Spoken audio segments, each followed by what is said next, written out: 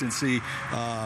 Unlike when Ty had to pitch at Mobile, when it was wide open and that wind was just blasting you and really messing with your balance and your delivery, and both pitchers, the Southern pitcher and Ty, really struggled that in the early innings, trying to get a feel for what was going on. And we talked last night that you really don't know what your pitches are going to do when the wind's blowing 40 miles an hour, and whoever has the ability to make the quick adjustment on the fly is going to probably be the most successful. But the message for us is really be ready to hit his fastball, and that was kind of the disappointment last night. You mentioned a lot of good at-bats, and there certainly was. I mean, we really had some great at-bats, but when we faltered a lot, especially from the third inning on, when we had runners in scoring position, it was when, one, we missed fastballs that we should have hammered in the early part of the count.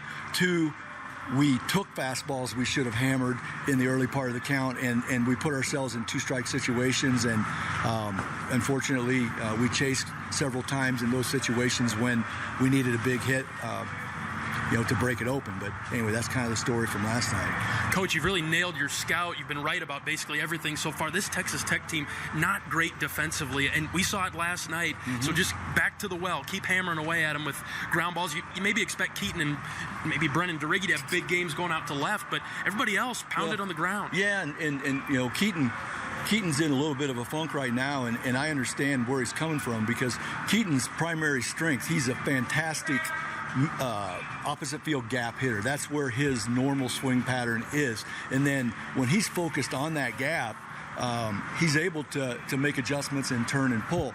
Well, unfortunately for Keaton, this is the 7th game in a row where there was not an advantageous wind to right center field. It's been blowing in every freaking day almost from right field. And we talked this morning that, hey, let's just get back with your approach, because you need to focus on what you're good at. When you do that, you pull the ball way better.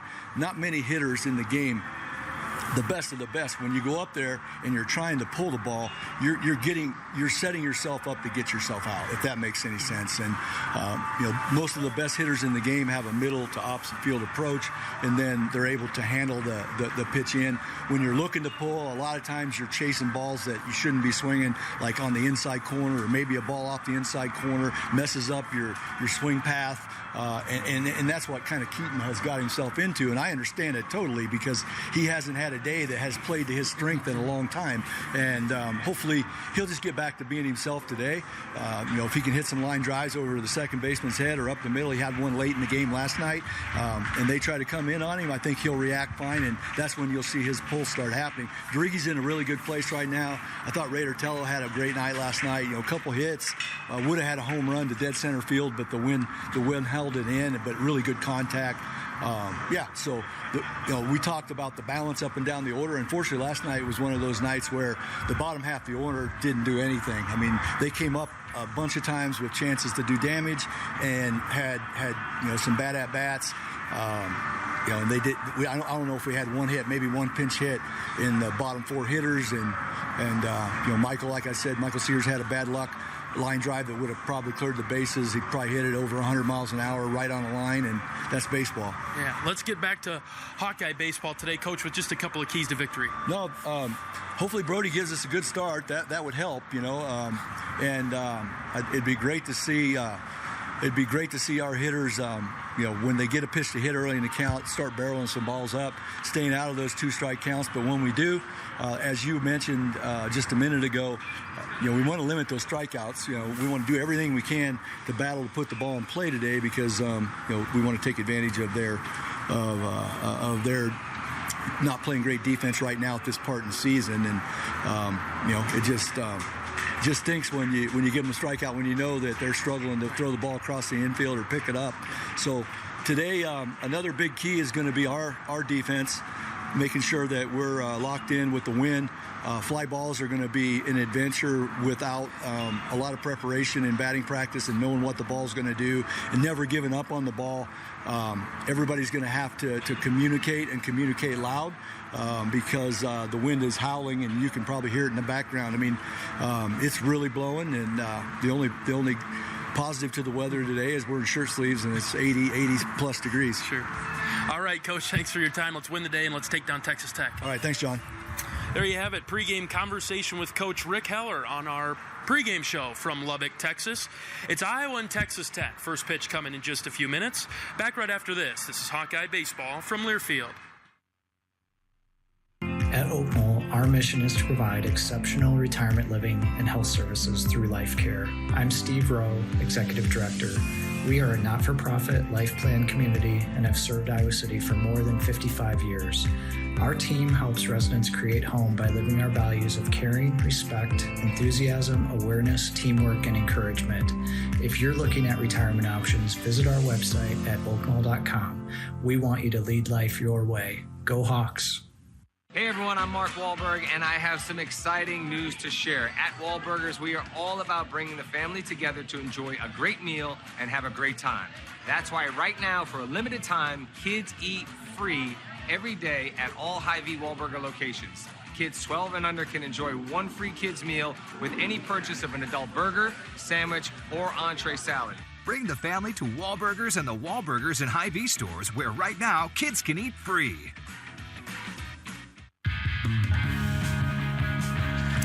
It's Iowa and Texas Tech. First pitch coming up in just a few minutes. A great pitching matchup between Brody Brecht and Mason Molina.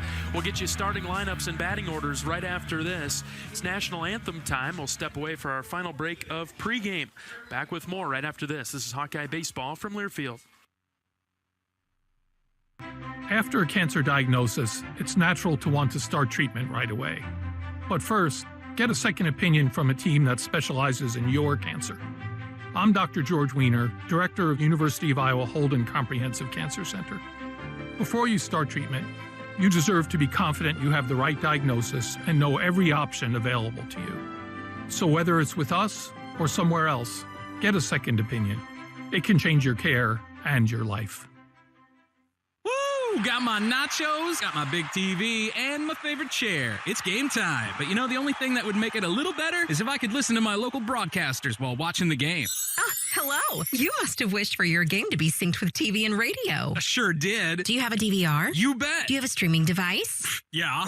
Blammo! Your game is now synced. It's that easy. Oh, boy. To see if you can get synced, head to syncmygame.com from Learfield. Syncmygame.com? Syncmygame.com.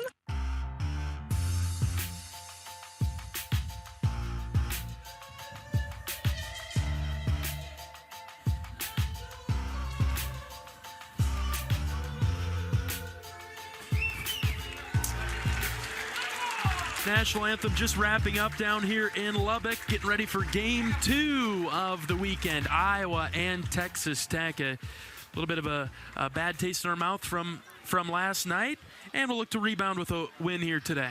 Be a good start, and really it starts with pitching. Talked about it for weeks, but as we sat in Morning Scout today, really impressive statistics from the Hawkeyes win. As a pitching staff, you know, how dominant they are with winning counts. And last night they didn't do that. And like I said, I was talking to Jared Simpson this morning and, you know, recognized what they didn't get done, but now it's you have to go turn it around. And so that'll be, you know, Brody has at times struggled to throw strike one, but his arm talent has won out over that. If he's going to get into 5, 6, and 7 innings, he's going to need to get strike one and win 1-1. And offensively, the opportunities were there early for Iowa. Hit into a line drive double play with the bases loaded, a couple base running errors early on that really could have changed the tune of the game. So let's see if we can do that again today. Yeah, had a runner thrown out on a double steal, the double play ball on the line drive with Seegers. There were a lot of good things, and so again, it's not, hey, let's redo the whole thing. Let's just let's keep doing more of what we do and get a little bit better break. Before we get you starting lineups and batting orders, let's pause 10 seconds for station identification. This is Iowa Hawkeye Baseball.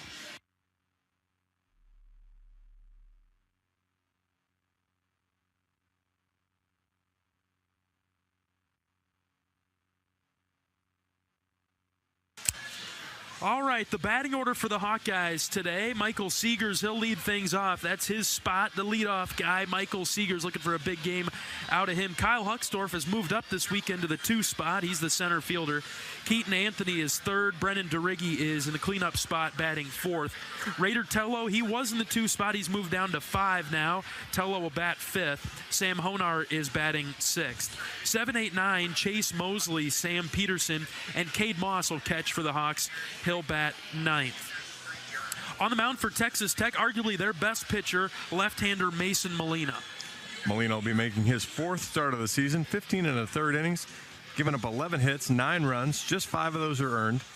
Walked 7, struck out 24, as he's got just a 2.93 ERA. Did start last year, I believe it was the Sunday game against Iowa, and pitched really well. 5 innings, gave up just 1 hit, 2 runs, 1 was earned. Did actually pitch the game that Iowa won, so Iowa will try to get to him a little bit better this time.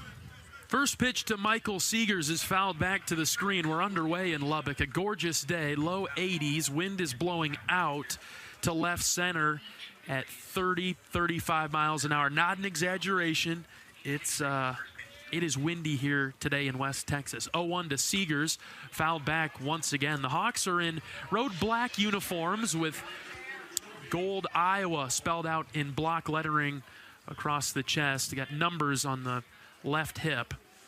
Gray baseball pants with a black and gold stripe down the side. Black batting helmets as Seegers skies this in the air down the line in right. Foul territory. Right fielder gives chase. He can't make a play on it.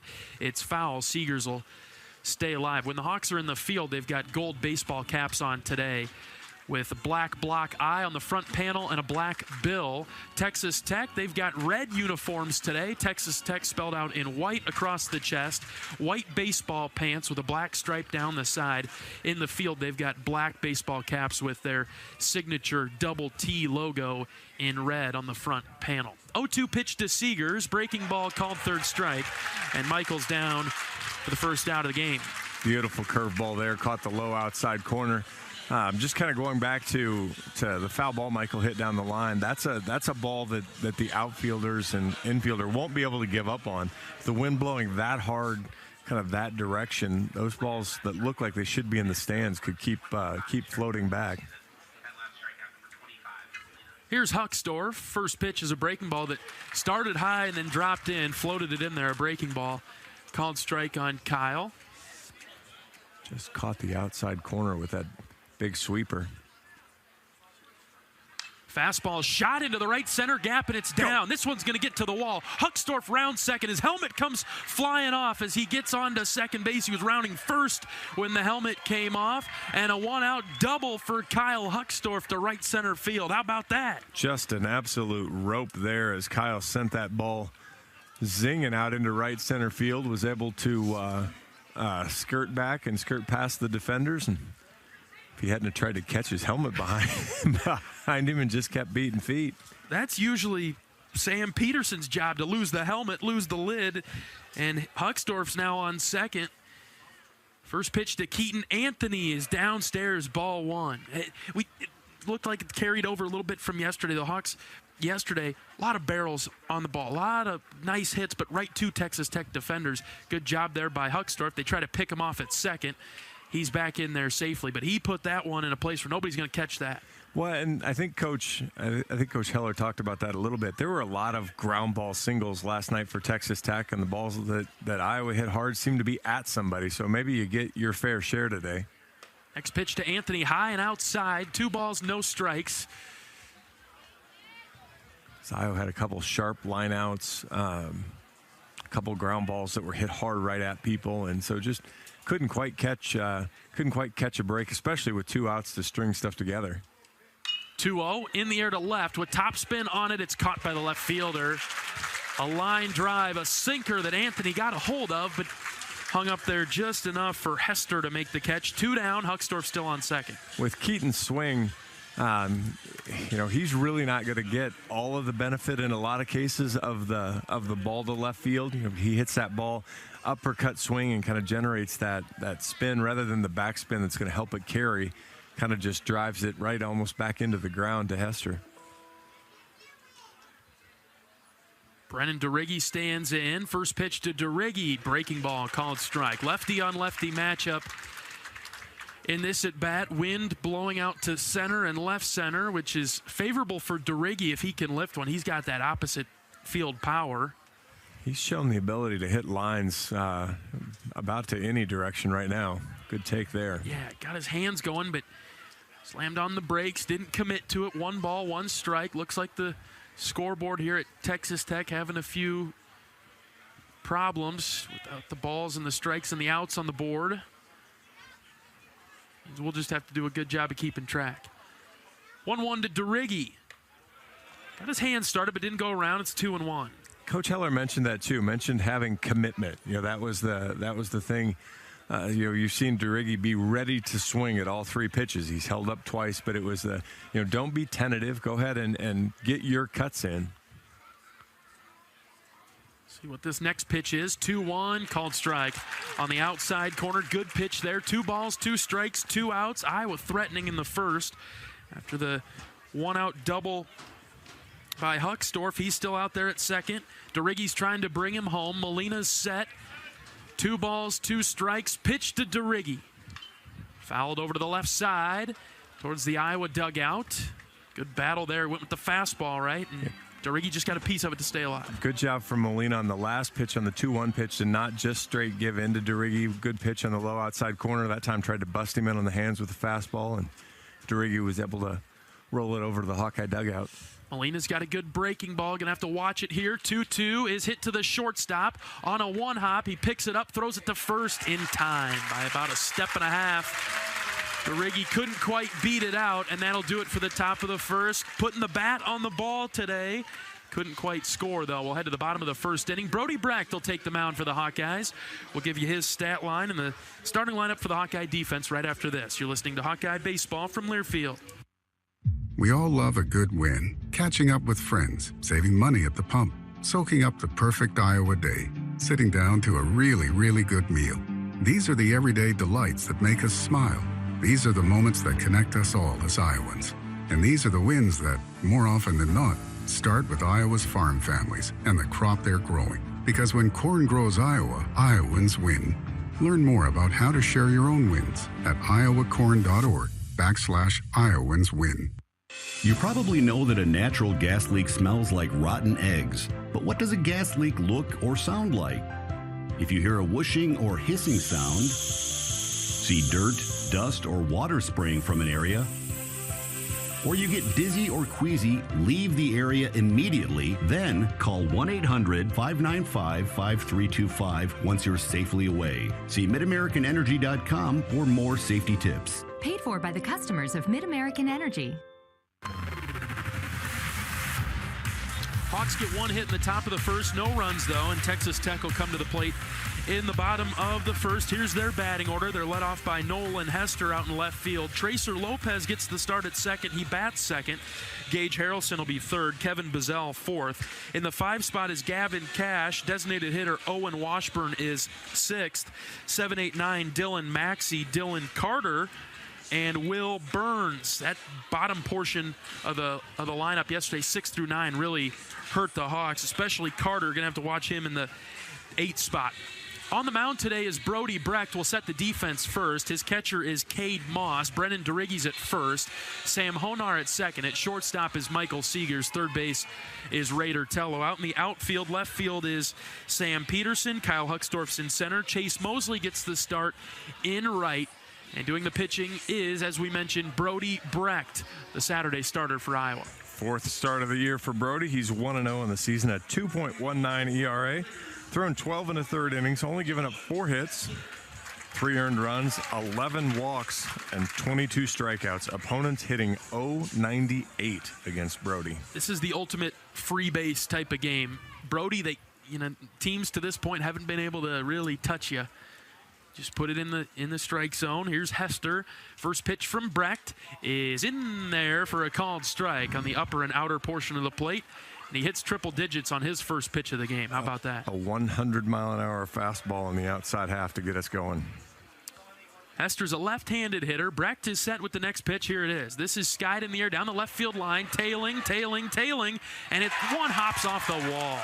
into the corner. Throw comes into second. It is in time. We got him. Yes. What a throw.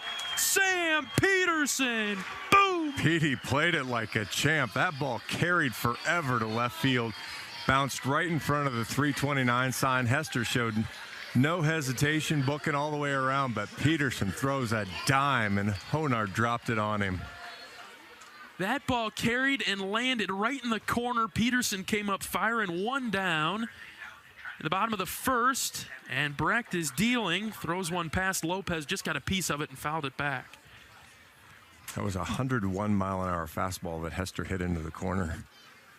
So technically it goes down as a single for him. That's as far as he gets, though. Nice slider, called strike at the knees, 0-2. Now, when you can throw 100 miles an hour and your best pitch is actually the 91, 92-mile-an-hour slider, that's nasty. Brecht with the 0-2. Swing and a miss. Down he goes. Slider just dropped off the table. 2 down. Good pitching there. And again, this is a key for Brody. You know, he's had trouble getting deeper into games because he hasn't thrown enough strikes. So, you know, getting ahead, trying to own 0-0-1-1 is just such a huge deal for Brody to become the pitcher he wants to be. Another left-handed hitter in Gage Harrelson. First pitch to him is a called strike. Right down the heart of the plate, maybe upper half. That's 0-1. Got the elevated strike that you don't always get here. Brecht working quickly. This is on the ground right up the middle. Another base hit. This one's into center. And Harrelson will stay at first. And so the Red Raiders have another hit, but just one on with 2 down in the bottom of the first. Good piece of hitting there. Stayed with the slider there. And Brody, good location down on the inside corner of the plate, but he stuck with it and drove it right back up the middle. Well, did a nice job to get the first 2. Harrelson gets on. Here's Kevin Bazell. Bazell was good yesterday for the Red Raiders. Right-handed hitter. First pitch from Brecht. Throws it right by him for a called strike. Another 101. I just heard somebody in the crowd kind of murmur, 101? Yep, that would be correct, sir. Bazell was 3 for 6 yesterday. 2 runs scored, had an RBI. 0-1 pitch from Brecht. Sliced foul down the right field line into the net. 0-2. Finally, Hawkeye pitchers did a better job toward the end of the game of getting ahead of him and was able to set him down a couple times. But early in the game, he was living on 1-0, 2-0 and really turning it around on the Hawkeye pitchers. No balls, 2 strikes from Brecht. This is way high, and Moss will grab it. 1-2.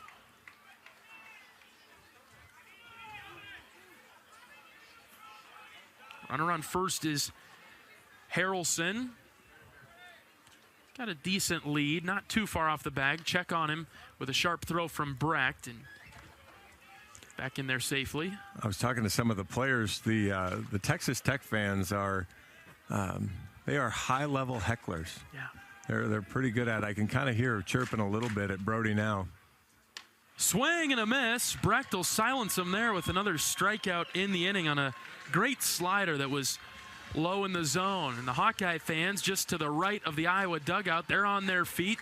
Like what they've seen so far. An outstanding defensive play to start off the inning from Sam Peterson, throwing the ball into second base to tag out the runner, and a couple of strikeouts from Brody Brecht. We've played 1 in Lubbock. Scoreless. Second inning coming up right after this. Listening to Hawkeye Baseball from Learfield. At Oak Knoll, our mission is to provide exceptional retirement living and health services through life care. I'm Steve Rowe, Executive Director. We are a not-for-profit life plan community and have served Iowa City for more than 55 years. Our team helps residents create home by living our values of caring, respect, enthusiasm, awareness, teamwork, and encouragement. If you're looking at retirement options, visit our website at oakknoll.com. We want you to lead life your way. Go Hawks!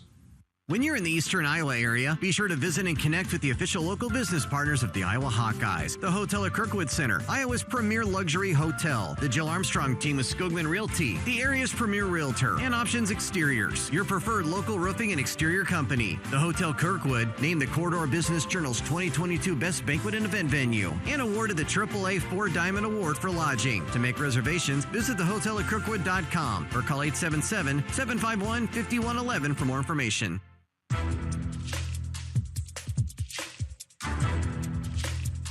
This copyrighted broadcast is an exclusive presentation of Learfield under the broadcasting rights granted by the University of Iowa. Reuse of this presentation is prohibited without the expressed written consent of the university and Learfield. Announcers are provided by Learfield and approved by the university. Top of the second inning. The Hawkeyes will be led off by Raider Tello. Scoreless game between the Hawkeyes and Red Raiders. Great crowd on hand. Really feel like summer's coming, even though we're down here in Texas. It's the 80s, and maybe back up in Iowa it's still in the 40s, but it really puts you in the mood for summer. Everybody out at the ballpark today. First pitch to Raider Tello. Swing and a miss. Chased one out of the zone, just fooled by that one, but really nice to see a great environment here today. This is a fantastic crowd. You know, the good seating all the way down, well past the third base line, and not full, but stacked in pretty good. Next pitch to Tello is another off-speed. Called strike, 0-2. Yeah, Raiders seen now 2 of the off-speed pitches, saw an 80-mile-an-hour breaking ball and then a 74. So have to be alert for somebody trying to move one past him here. He lays off this one. It's 1-2 now. The scout this morning, the coaches talked about the pitches that'll be strikes. You really see it kind of pop out of his hand. You see it kind of jump up in the air. So it'll be really key for the Hawkeye hitters to identify it early so they can get a good swing at it. And Tello swings and misses at a high heater. And Raiders down on strikes. First out of the inning. Just a tough at bat there. I think Molina was just on right there. Unfortunately, that's what's going to happen when you're down in the count. You know, you're going to expand your strike zone a little bit, especially after he's really shown you the breaking ball. So you kind of think, oh, this might snap back into the zone. Instead, it's a fastball and kind of zings right past you. It's Sam Honar now, swinging and missing at the first pitch. Just challenged Sam there with a 90-mile-an-hour fastball, and that was a winner. Lefty Molina ready to pitch it to the lefty Honar. Lays off this one. Good take there from Sam.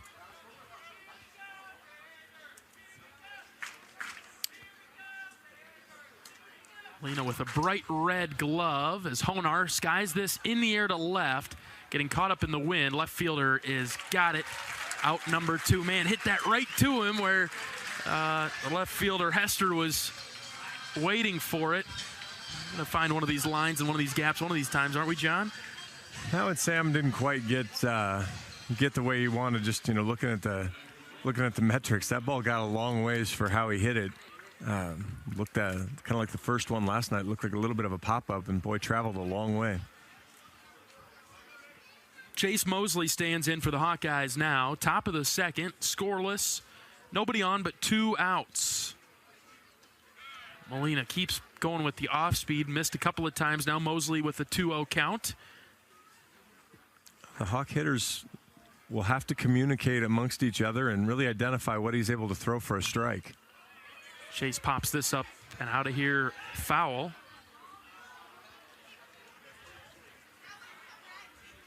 He hasn't thrown a ton of his breaking stuff for strikes. It's mostly been swinging strikes. And so, really try to see if he can hit the strike zone with the stuff. Of course, as I say that, he throws the 83-mile-an-hour breaking ball and hits the corner. That's a tough pitch to hit right there. Low and outside back door. 2-2 to Mosley. Went right back to it, but missed it outside. Full count. So, yeah, the last one was a changeup. That time tried to throw the curveball and missed outside.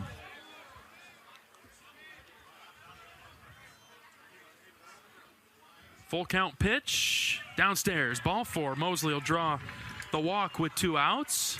Really nice at-bat from Mosley, and part of why you've got him on the field now is the on-base percentage over the last 10 games.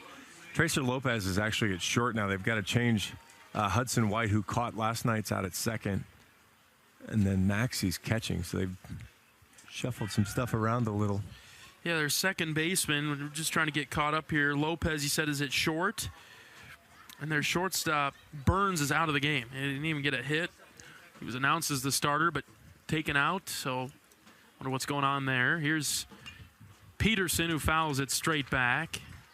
Yeah, I don't know if they flipped it around before the game ever started, or because they just heard the PA announce a correction, so I'm not sure. I saw Burns take the field as starting lineups were announced. Maybe they saw what Brody had to offer and thought that they'd get a better opportunity than Burns to hit. Burns had a tough night last night. Right. He kind of got worked a little bit there too. So, and he is a 161 hitter, so he's out of the game. They shuffle their middle infield around. Really concerned about Mosley over here at first. They've thrown it over there 3 times now. Chase has a good read on it. He's coming back standing up, so not even really pressed into having to slide. So he's getting a good eye on the left-hander's move here. No balls, 1 strike to Peterson. Swing and a miss, 0-2.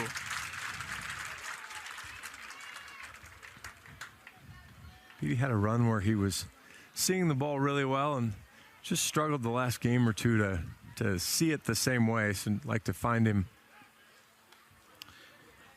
Yeah, bottom part of the order for Iowa yesterday was really active when it came to walks late in the game. Had some things going early on, but when it comes to strikeouts or putting the ball in play, haven't really been able to put a ton together. Counts 1 and 2 to Peterson. You just kind of look 1, 2, 3, 4, 5, 6, 7, 8, 9, 10 free bases to the bottom half of our order yesterday, and we weren't really able to bring them in that much. Couldn't really put it in play. It was just walks and a few strikeouts to go along the way in there too. Well, and that's the struggle. If you can't keep turning over your lineup, the way you're going to score runs is that production throughout. And Iowa's been very good at that. Just couldn't yesterday get hits. 1-2 to Peterson is way high, 2-2. Scoreless game in the top of the second. 2 outs, 2 balls, 2 strikes to Peterson. Mosley's here at first. And Petey has plenty of pop here to take advantage of this wind and or hit a good line drive and move the runners up. Taps this foul past Coach Heller down the third base line. We'll do it again at 2-2. Had Peterson reaching for that breaking ball, that off speed a bit there.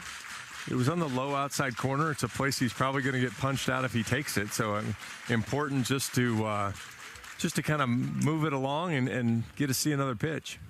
Protect with 2 strikes. That's the name of the game. Molina's ready, and they'll check on Mosley again. He's back without a dive this time. Yeah, the snap move's been better from Molina. The move where he lifts his leg, Mosley's had a pretty good read on. Molina looks in for the sign. He's got it.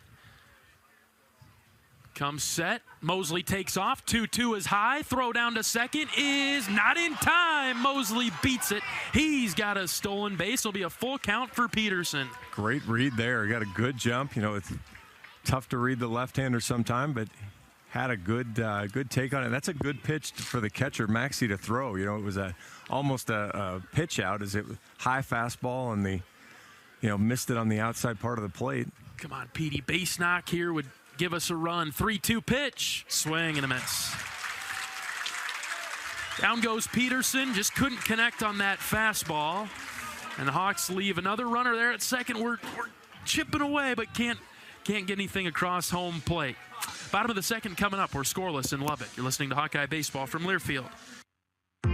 At Oak Knoll, our mission is to provide exceptional retirement living and health services through life care. I'm Steve Rowe, Executive Director. We are a not-for-profit life plan community and have served Iowa City for more than 55 years. Our team helps residents create home by living our values of caring, respect, enthusiasm, awareness, teamwork, and encouragement. If you're looking at retirement options, visit our website at oakknoll.com. We want you to lead life your way. Go Hawks! Knowing that I can make a difference in my patients' lives keeps me motivated every single day. Hi, I'm Dr. Kanya Ferguson at University of Iowa Healthcare. With academic medicine, we see the toughest cases, so we're always innovating. And we bring the best minds together to collaborate, so there's more brain power focused on you. Because that leads to exceptional care for our patients and our community. See how at uihc.org.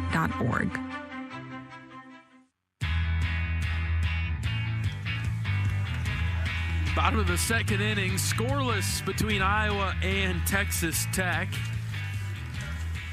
Brody Brecht returns to the mound for the bottom of the second.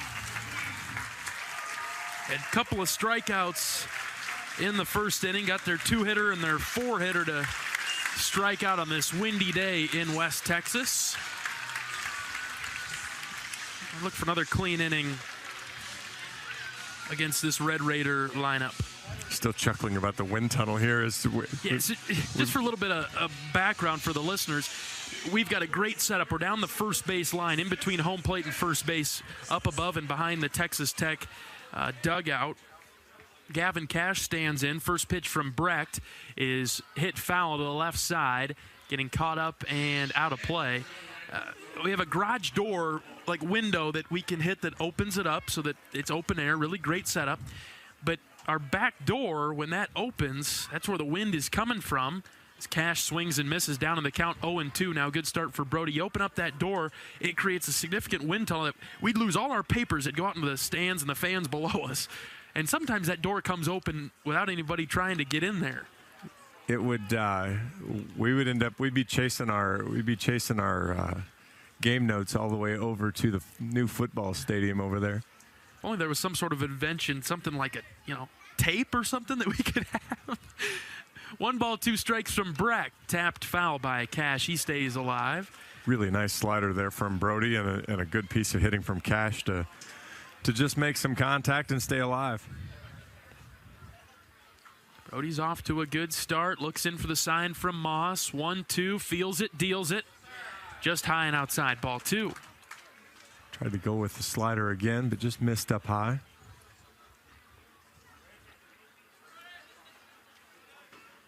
Out of the windup, the 2-2. On the ground, off of Brecht. Seegers is going to charge it hard. He'll throw on the run. It is not in time. Safe at first. Going to have to check on Brody. I think he's all right. Maybe hit him in the calf or so. He sort of kicked it up. It would have been a base hit if Brody doesn't slow it down. But Seegers tried to make a great play and was just about a step or two late on the throw over to first. Might even have been the bottom of his shoe.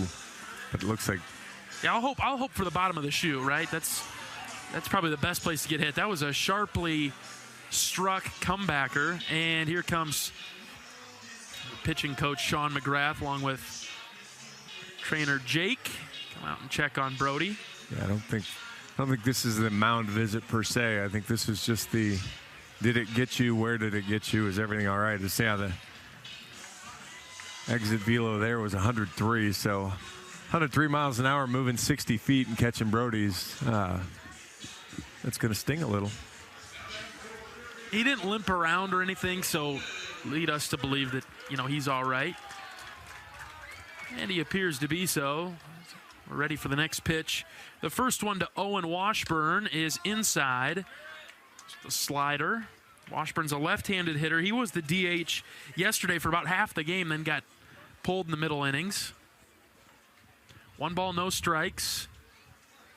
Brecht comes set. And the pitch is high and outside, 2-0. Again, really important for Brody to buckle down here. First hitter that he's really been behind. Short lead at first, 2-0 pitch. Called strike on the outside corner. Good one right there from Brecht. Outstanding bounce back. Kind of cross-counted him a little. A lot of times at 2-0, you're going to sit on fastball. And Brody goes with the slider, his best pitch. 2-1, same pitch, same spot, same result. Called strike on the outside corner, and it's 2-2. Nice bounce back here. Could use a little 4-6-3 double play here. That'd just to be nice. Save a couple pitches for Brody. 2-2, swing, and I just got a piece of it. I thought he struck him out, but you could hear got a piece of it with the metal bat. Staying alive at 2-2. Cade couldn't quite hold on to it. A lot of breaking balls here from Mr. Brecht. Ready with the next one. Goes with the fastball, and this is shot foul over towards the football stadium down the left field line. Out of play. We'll do it again at 2-2. Can really tell what pitch Brody trusts the most, not only with runners on base, but when he's behind in the count, then going back to the breaking stuff. On the ground to the right side, Honar's got it, flips it to second for one, on to first, no throw to first. Honar had a little trouble getting it out of his glove, get the lead runner for the first out of the inning. I got the 4-6 part called right, but it did just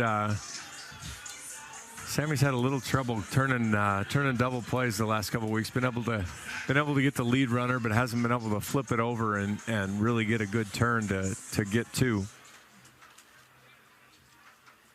Try to do it again. Here's Dylan Maxey, right-handed hitter. He's doing the catching today for Texas Tech.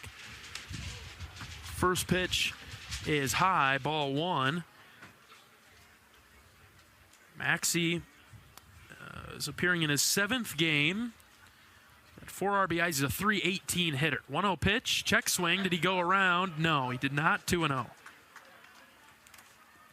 So now 2 hitters in a row that Brody's fallen behind, especially this one. Maxey's a guy that wants to swing the bat, so tempt him, give him something that looks good and go after him. Popped up over towards the dugout, going to be in fair territory. Brecht goes to call it, makes a diving catch, and nobody's there to cover first base. As DeRiggi had come all the way forward, an acrobatic catch. You don't want your pitcher having to do that, but I guess we got an athlete like Brody, he can do it for out number 2. And we've talked about that. That's, Raider Tello has to be paying attention there. He's got to see that ball, and he's got to come in on it and notice that, hey, just because I think it's out of play over my press box guys' heads, I've got to be ready to go. And great play by Brody to stick with it and make the catch. It's Dylan Carter now swinging over the top of a breaking ball. 0-1. Man, those plays scare me like that, just with any pitcher having to make a play like that. First of all, just to get the out, and then an acrobatic maneuver like that. No balls in the strike. Pitch to Carter, swing and a miss. Got him again, 0-2.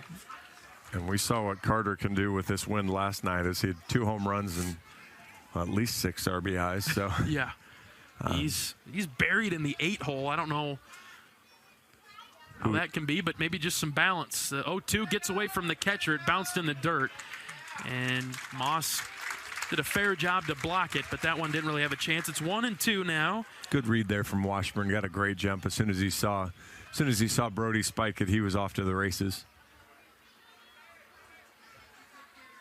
Well, you're 1 pitch away from getting out of this inning. Runner in scoring position, bottom of the second, scoreless with 2 outs. 1-2 pitch on its way, tapped foul. Carter hit it off his left ankle. He's a little slow to get up. Nice job by the home plate umpire to take a slow stroll halfway out to the pitcher's mound and give Carter a little time to recover.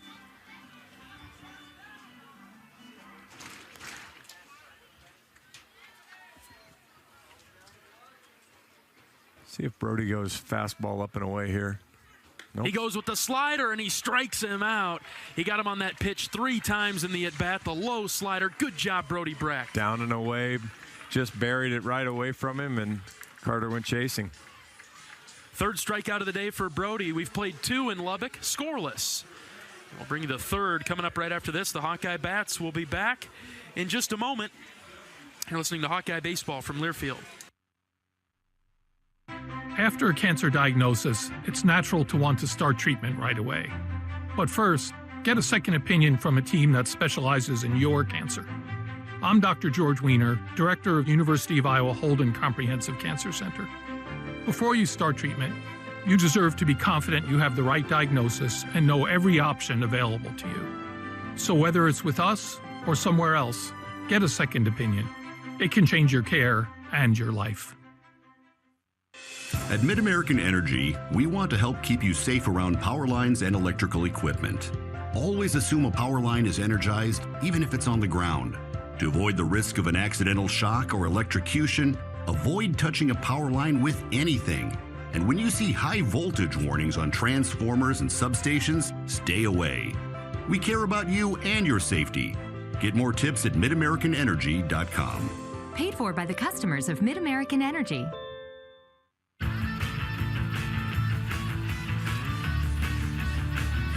A pitcher's duel so far. Both Molina of Texas Tech and Brecht of Iowa have been on their A game, about one cycle through the batting order. Cade Moss will lead things off for the Hawkeyes.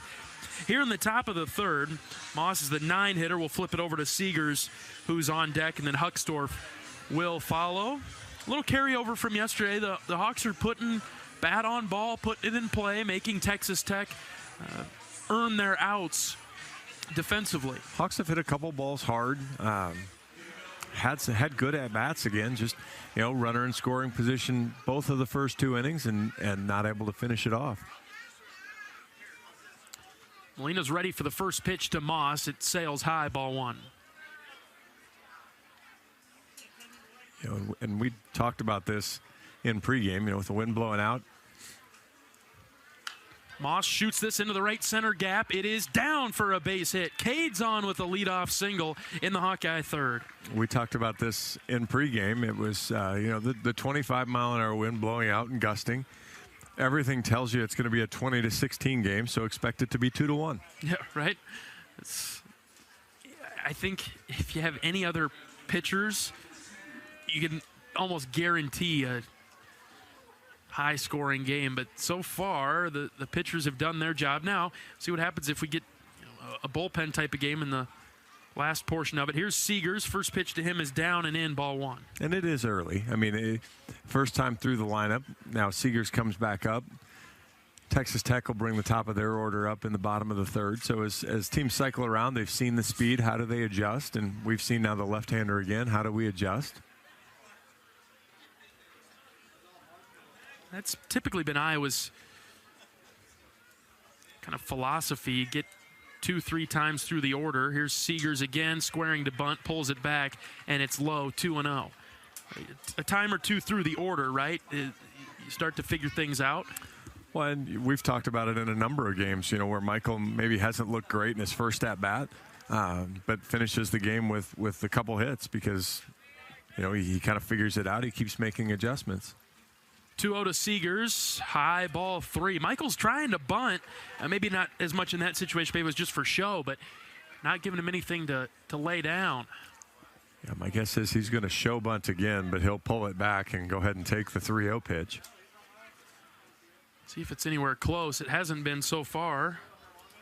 Yeah, Molina's been a little bit of everywhere. You've got a guy trying to give you an out, and he's been unwilling to take it so far. There's a 3-0 that's up and in, called strike, 3-1. Maybe the bunt comes back on. We'll see. I kind of like showing it there just to at least make him, he's obviously had trouble when you've turned and given him a look. So the third baseman is playing in, predicting the bunt attempt from Seegers. And the 3-1 is a called strike. He did square to bunt, and he pulled it back. It was a bit low, but called strike, and now all of a sudden it's 3-2. Moss with the leadoff single. Got to find a way to get him into scoring position before we get to 2 outs. Yeah, I'd love to have a couple guys have an opportunity at driving him in here in this part of the order. 3-2. Hit on the ground to the left side and foul. Lengthy at bat between Molina and Seegers. To drive that pitch count up a little bit. That'd be all right. Exactly what I was thinking. Molina just sits at, actually he's up over 40 now, so good job here.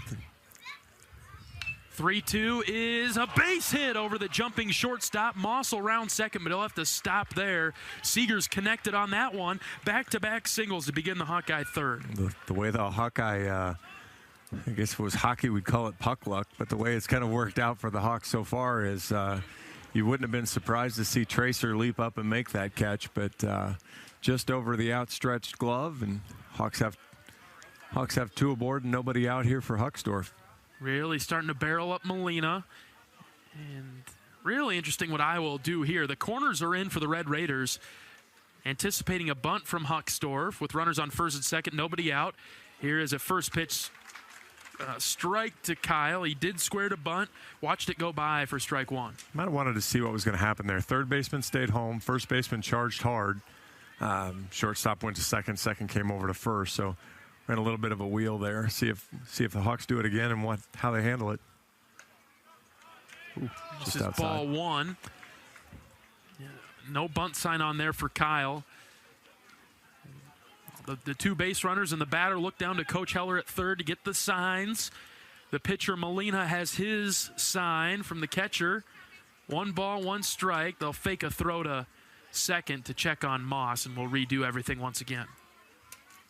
Huck's had a little bit of trouble since he's come back from missing a couple games, so it'd be good to see if he can get that smaller, compact swing that he had going before.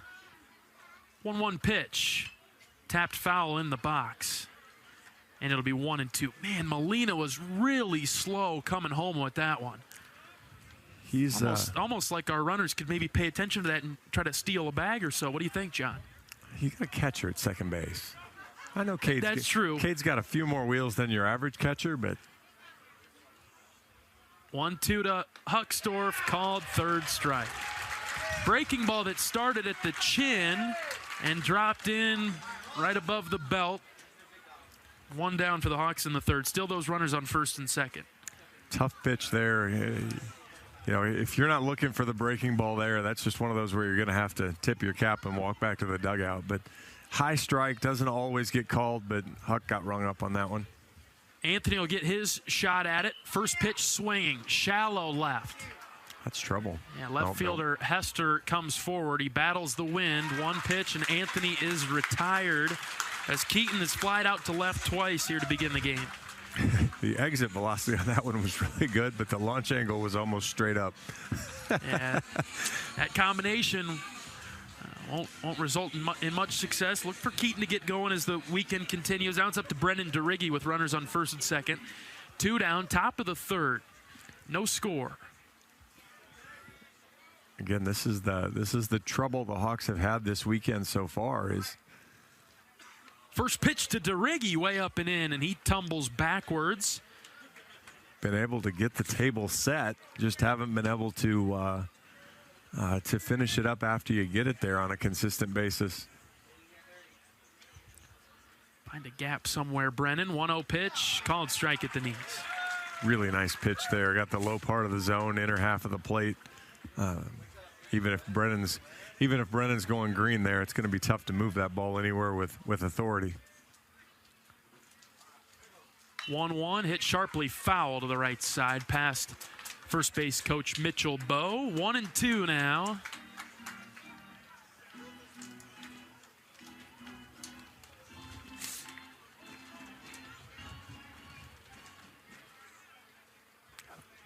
Battle and be tough with 2 strikes. Molina's pitch on the way. This is low, ball 2. Good eye there. Identified the breaking ball right away and stuck with it as it dropped out of the zone. Red Raider pitcher has a pretty good arsenal where he can throw 2 or 3 pitches any way he likes. The 2-2 to DeRiggi. That's a fastball, high, ball 3. Raider Tello's on deck if we get to him in this inning. It's important getting to a full count because now you put Seegers on the move. You know, a ball that shoots into the gaps got a chance to score him from first. 3 balls, 2 strikes, 2 outs, 2 on. Pitch to DeRiggi. Swing and a miss. He chased one way outside the zone, and he goes down on strikes. The Hawks have had a number of runners on today, but in the clutch moments, they've been set down on strikes. Bottom of the third we go. Scoreless between Iowa and Texas Tech. You're listening to Hawkeye Baseball from Learfield. At Oak Knoll, our mission is to provide exceptional retirement living and health services through life care. I'm Steve Rowe, Executive Director. We are a not-for-profit life plan community and have served Iowa City for more than 55 years. Our team helps residents create home by living our values of caring, respect, enthusiasm, awareness, teamwork, and encouragement. If you're looking at retirement options, visit our website at oakknoll.com. We want you to lead life your way. Go Hawks! We all love a good win. Catching up with friends, saving money at the pump, soaking up the perfect Iowa day, sitting down to a really, really good meal. These are the everyday delights that make us smile. These are the moments that connect us all as Iowans. And these are the wins that, more often than not, start with Iowa's farm families and the crop they're growing. Because when corn grows Iowa, Iowans win. Learn more about how to share your own wins at iowacorn.org/IowansWin.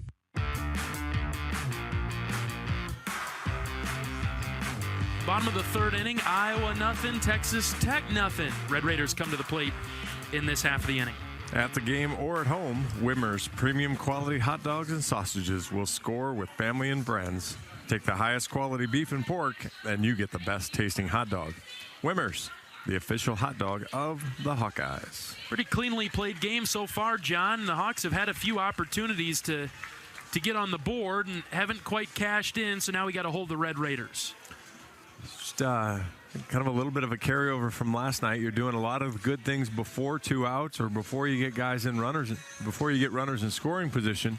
Now you have to continue doing that kind of through that, drive somebody in and keep moving along. Breck's first pitch to Hudson White is up and in, ball one. Yeah, that'll definitely, Brody will keep you from leaning too far over the plate, that's for sure. Next one is just a bit outside, 2-0.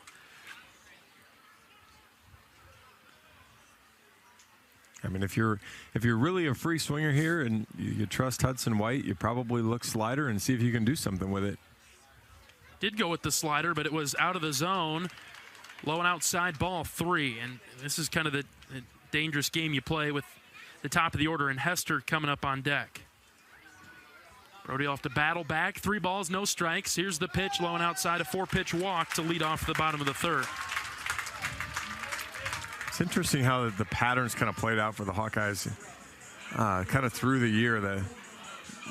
Marcus and Brody both have, and Ty to some degree, have come out in innings and just had trouble finding it right away when the inning started. And so first leadoff guy that's actually got on base and stayed on base. So big at bat here. See if Hester bunts. He does square to bunt, pulls it back, called strike on the inside corner. Good start there from Brody to get back, use a ground ball if you can get into a position to take that bunt away from Hester.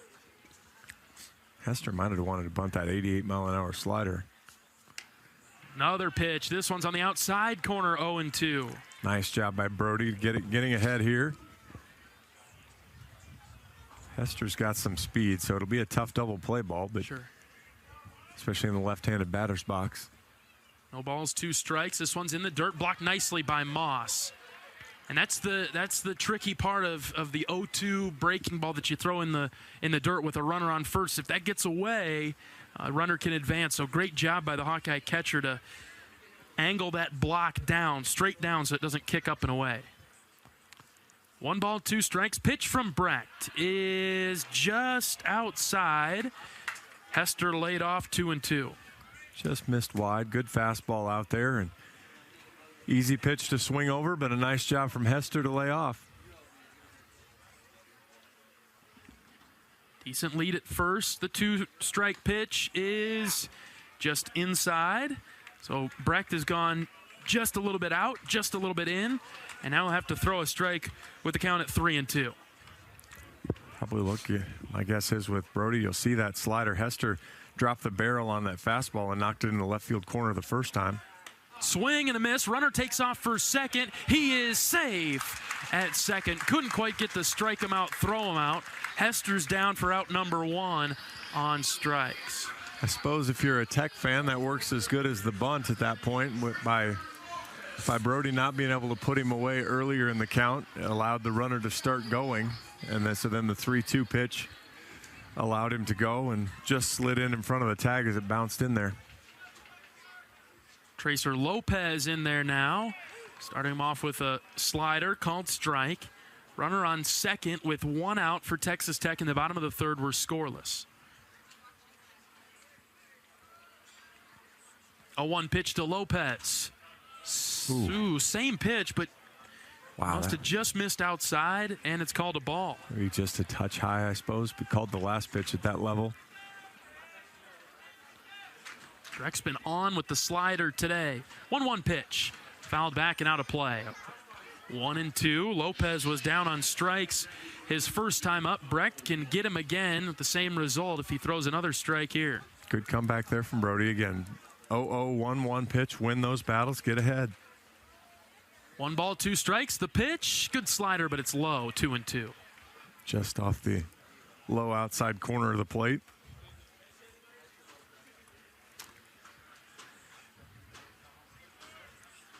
Brecht with a quick look at the runner at second. Now he comes home with the 2-2, high and outside, ball 3. Not that you want to give in to Lopez, but you certainly don't want to, with Bazell on deck, you certainly don't need to put any freebies out there for him. 3 balls, 2 strikes. Pitch hit on the ground to the right side. DeRiggi's got it. He's got to race to the bag. He'll get there in time right before Tracer Lopez got down the line. And that's out number 2. Good hustle there from DeRiggi. It looked like Brecht was going to be there, but DeRiggi went ahead, took it himself. Brody is a wide receiver. He had a chance to make that catch. He would have been fine. I'm just kind of concerned about DeRiggi a little bit there as he ran across the bag and through the bag. Looked like maybe rolled his ankle a little bit stepping on that bag. He's checking himself out for a second there. Agreed. Saw the same thing. Runner did advance to third with 2 outs. It's Harrelson now. First pitch from Brecht is high, ball 1. Harrelson had the sharp single up the middle in the first. Yeah, he was on Brecht's pitch. And the runner is stealing home. Here's the pitch, the throw. He's safe. He's safe at home. Brecht was in the windup. White took off immediately. Brecht kept pitching it, threw it right down the middle. And we're going to have a review now. We'll have to see. I think he beat it, but the pitch was right down the middle, and Moss put the tag down. Cade immediately popped up and said, hey, let's review that. I got him. Getting a look at the review, and I think he's going to be out. It'll be close. We'll see. I might have changed my own mind. Foot doesn't get to the plate. He sticks it in the ground. Make sure the tag's applied, though. Out. Yes, he's going to be out at home, barring some suspicious activity. And boy, what a sequence. This game's had a little bit of everything so far. We've had some fun. We've had an acrobatic cartwheeling pop-up. We've had we're going to have a caught stealing at home here. Coach Tadlock's angry, but I'm not sure what he's angry about yet. He's about to be angry. Well, a little small ball, a little creative activity there for Texas Tech. You got to tip it. You got to tip the cap there for the... You wanted Cade Moss to steal third. Heck, they just sent their catcher. I guess he's playing second base today, but they just sent their catcher on a run to steal home. So top notch, but the replay we can see here, his foot, if his foot goes straight to the plate, I think he beats it. But it sticks in the ground and then bounces up. He's out. And you know the crowd will help us let you know. Yeah, he is out. They're not going to enjoy it. I'd be really shocked. We probably, should just hold off on the. Oh no! Remember, I was perfect yesterday. I'll let you go for it, but you never know when you're on the road, right? Brecht will get a few warm-up tosses in, and the umpires, they're in that first base dugout where we can't quite see. It looks like they've emerged. One of them has, not the entire crew, so we're not sure yet. It's the same crew all weekend. And this is a big play in the game. Momentum hanging in the balance. It's either going to be Texas Tech 1-0 or we'll have played 3 scoreless innings in Lubbock. So we'll see. Good job by Brecht not to panic and give him the run with some sort of balk or something like that. He just threw it in there. Moss put the tag down, and it was a bang-bang play, and we'll just have to wait and see. And so it should, if we have the batter, it should be 0-1. But we'll see. Again, I'm convinced he's out. We'd be surprised if he were called safe. And he there we go. They called him out. So Texas Tech tries to steal home, and the Hawks execute that as best they can, and he is out at home plate to end the 3rd inning. All right. His foot just stuck in the ground. It bounces up. He beat it. You were right in the fact that he felt safe, but when that foot bounced up, it came off and never got to home plate. We'll see what the Hawkeye bats can do coming up right after this. It'll be Tello, Honar, and Mosley coming to the plate for the top of the 4th inning. Scoreless in Lubbock. You're listening to Hawkeye Baseball from Learfield. Ooh, got my nachos, got my big TV, and my favorite chair. It's game time. But the only thing that would make it a little better is if I could listen to my local broadcasters while watching the game. Hello. You must have wished for your game to be synced with TV and radio. I sure did. Do you have a DVR? You bet. Do you have a streaming device? Yeah. Blammo! Your game is now synced. It's that easy. Oh, boy. To see if you can get synced, head to syncmygame.com from Learfield. Syncmygame.com? Syncmygame.com. You probably know that a natural gas leak smells like rotten eggs. But what does a gas leak look or sound like? If you hear a whooshing or hissing sound, see dirt, dust, or water spraying from an area, or you get dizzy or queasy, leave the area immediately. Then call 1-800-595-5325 once you're safely away. See MidAmericanEnergy.com for more safety tips. Paid for by the customers of Mid-American Energy. That was an exciting end to the third inning. Texas Tech has a runner caught stealing home. Iowa coming to the plate here for the top of the fourth. Let's pause 10 seconds for station identification. This is Iowa Hawkeye baseball.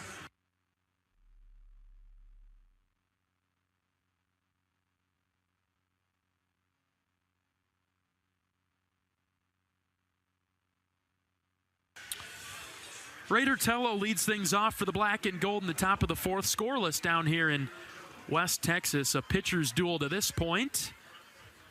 And first pitch from Molina to Tello. Swung on and missed. Raider struck out his first time up in the second, and Molina's kind of had his number to this point. Well, in the second inning, he expanded his strike zone a little bit and got into a little hot water. Did the same thing right there. This time Raider lays off. The pitch missing low 1-1.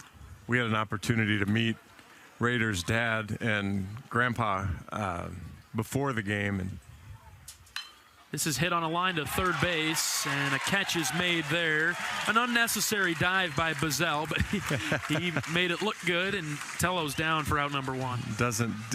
Didn't take long after talking to those two to figure out how Raider became a good human being. They're just solid people to talk to.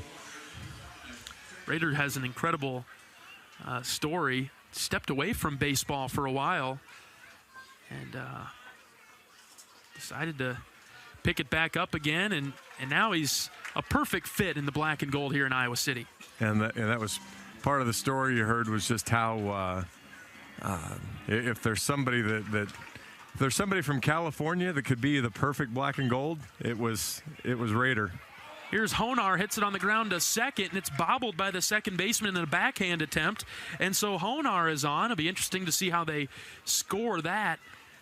The hometown book might give it an error, but could also be a single. It was a tough play, but a backhand opportunity for the second baseman. He was going to have to pop quick and throw out Sam, who would have been hustling down the line. So, and they have given Sam a single on that. The only person that is ever mad about that is the pitcher and the pitcher's family. Yeah. Everybody else is fine with that call because, it's a hit, helps the batting average. The fielder doesn't need an error. It's all good that way. Molina's family's angry that the ERA's got a chance to move. It's Mosley up now. He was tardy on a first pitch fastball at 88 miles an hour. Trying to square it up now. Honar's on first. Scoreless game in the fourth. Totally different story than yesterday. We're into the part of the game, too, where Molina, through his 3 starts this year, you've really started to see his velocity drop at this point of the game. And we're noticing that he hasn't touched 90 in a while, and he was hitting it early on. Mosley fouls that back to the screen. 0-2.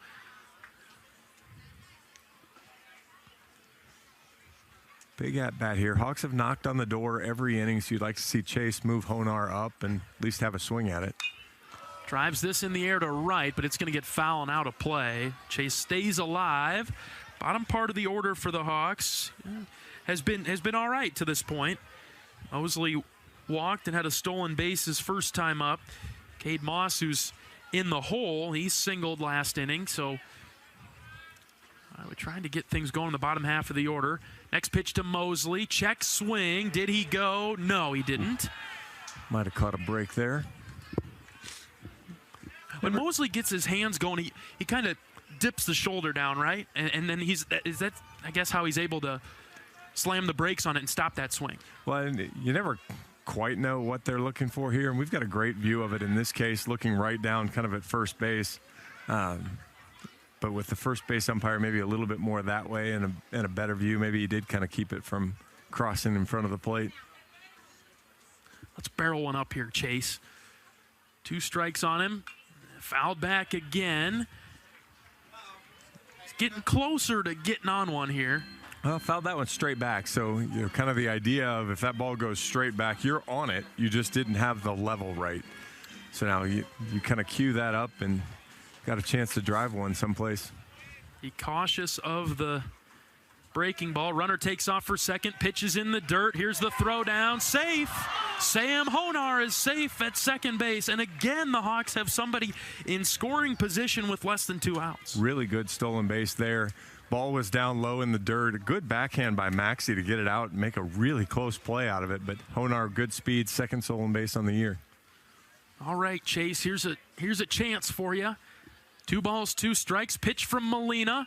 Tapped foul to the right side. Great battle we've got going on here between Molina and Mosley. Who's going to win it? Nice job there from Mosley. That ball was almost past him by the time he fouls it off. Just kind of bounced it into the Tech dugout.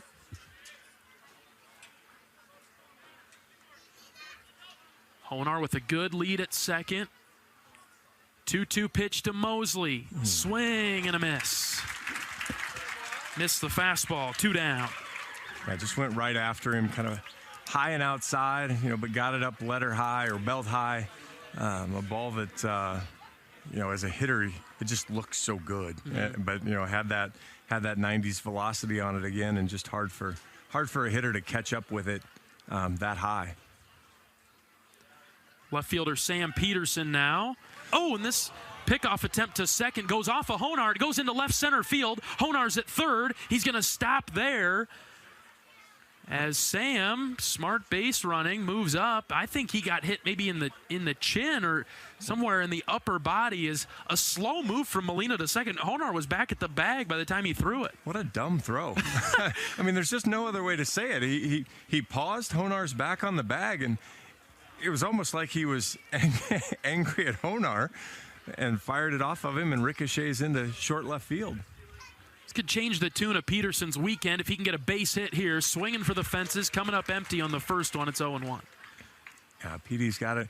Petey has to see that curveball coming out of his hand so that know that it's going to break out of the zone and not chase that might have been more of a changeup. But Petey squares to bunt, pulls it back, and the pitch misses high.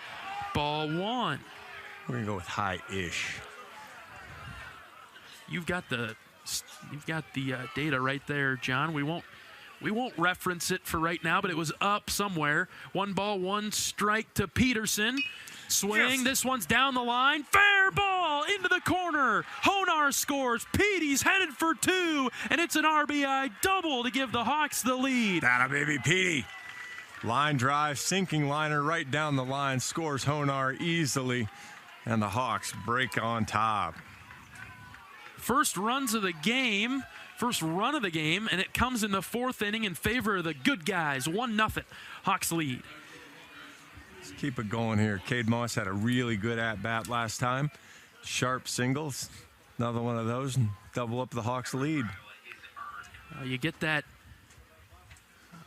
Peterson with a good lead. First pitch to Moss is down and in at the shins. Ball 1. When you're Peterson at second, you want to get off the bag a little bit, kind of towards the outfield, so that you have a better angle when you round third on a base hit. Because if you're in a straight line headed towards third, you have to sweep out and around. But if you start out, it gives you a better angle. This is on the ground to short, scooped up by the shortstop. He'll throw it across accurately, and that'll do it for the top of the 4th inning. Moss can't bring home Peterson, but a good piece of hitting and a great at-bat from Petey, and Sam drives home the first run of the game. It's Iowa 1, Texas Tech 0. Headed to the bottom of the 4th. This is Hawkeye Baseball from Learfield.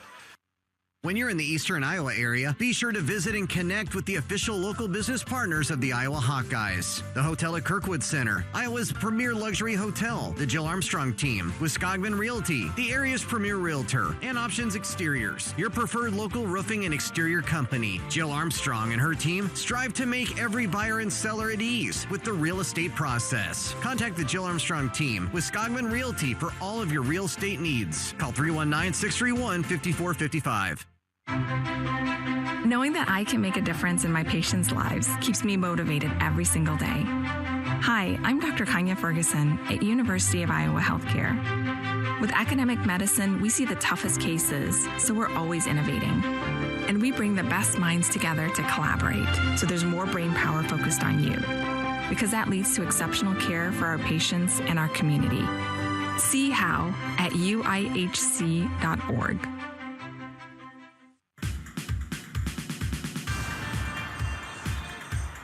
John Evans and John Leo, Dan Law Field in Rip Griffin Park.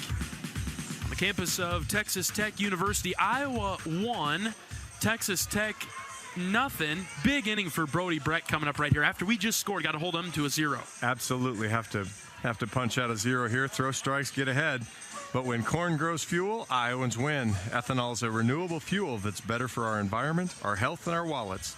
Share your winning moments using hashtag IowansWin, and you could win even more from Iowa corn.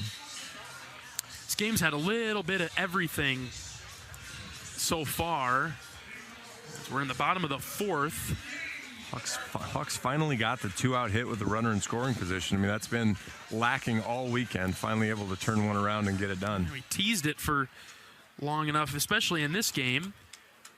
Good part of the order coming up for the Red Raiders. It'll be 3-4-5. Harrelson, Buzzell, and Cash.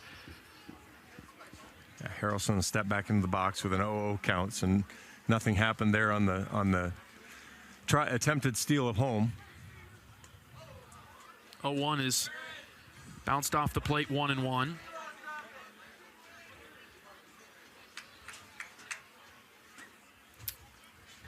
Let's attack this first guy of the inning. 2-1 the count now to Harrelson. Slider missing down and in. So he dominated the 0-0, lost the 1-1 battle. See if he can come back here and get an out. 2-1. Slider is inside, ball 3. Good pitch. Just missed inside. Didn't get the chase on it. Good discipline there from Harrelson. Battle back, 3-1. On the ground to the right side. Honar will charge it on a hop. He's gloved it, throws it, got it. 1 away in the Red Raider 4th. Harrelson was cooking down the line there. That was made the chopper a pretty tight play. It turned into a closer play than initially thought, right? Well, and that's those top 3 Tech hitters are all left-handed. They do a nice job, especially hitting the ball on the ground. They get out of the box and they're hustling down the line. 1 out in the bottom of the 4th. Iowa leading 1-0. Here's Buzzell. First pitch from Brecht. Slapped back into the screen.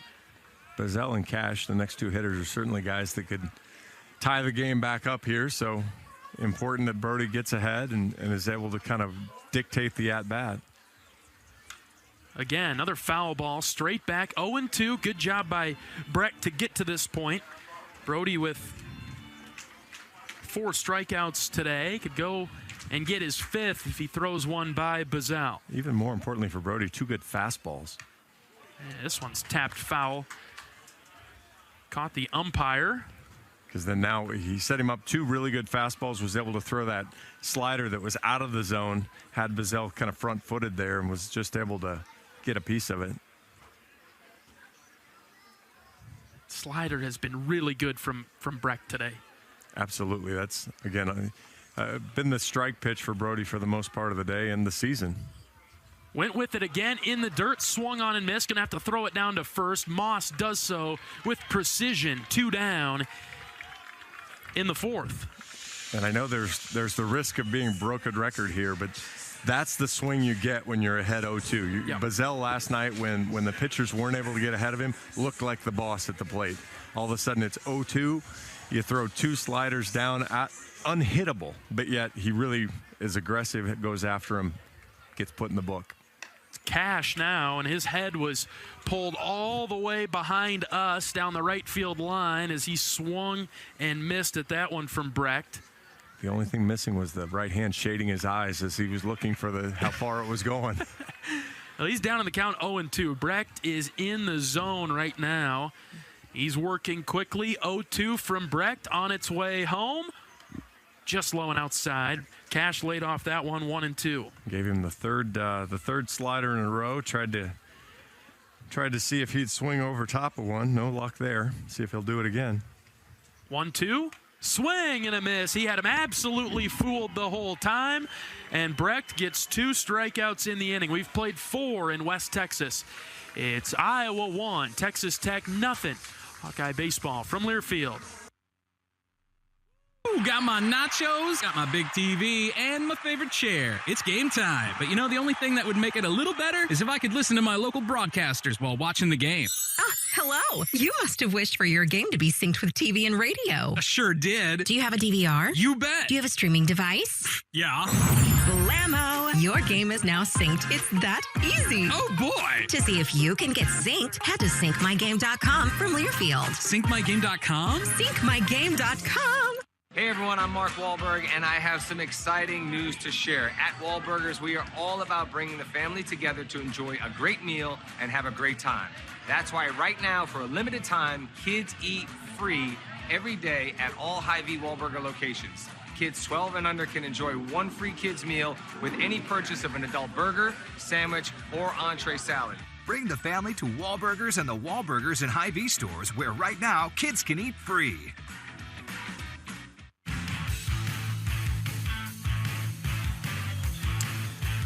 Iowa leading Texas Tech 1-0 in the top of the fifth. Hawkeye baseball is brought to you by Riverside Casino and Golf Resort, home of the Draft Day Sports Lounge, a luxury hotel and spa, 5 restaurants, and more, located just south of Iowa City. Top of the order for the Hawkeyes here in the fifth. It'll be Michael Seegers to lead things off. He struck out in the first, singled in the third, but was stranded out there. Iowa with their 1-0 lead. They got the 1 run in the fourth. With the shutdown inning, putting up a 0 against Texas Tech in the bottom of the fourth. Now an opportunity to add to the lead with Brody Brecht absolutely dealing on the rubber for Iowa today.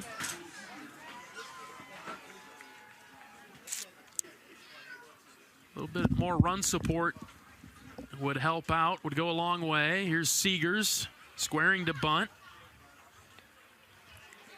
Pulled it back.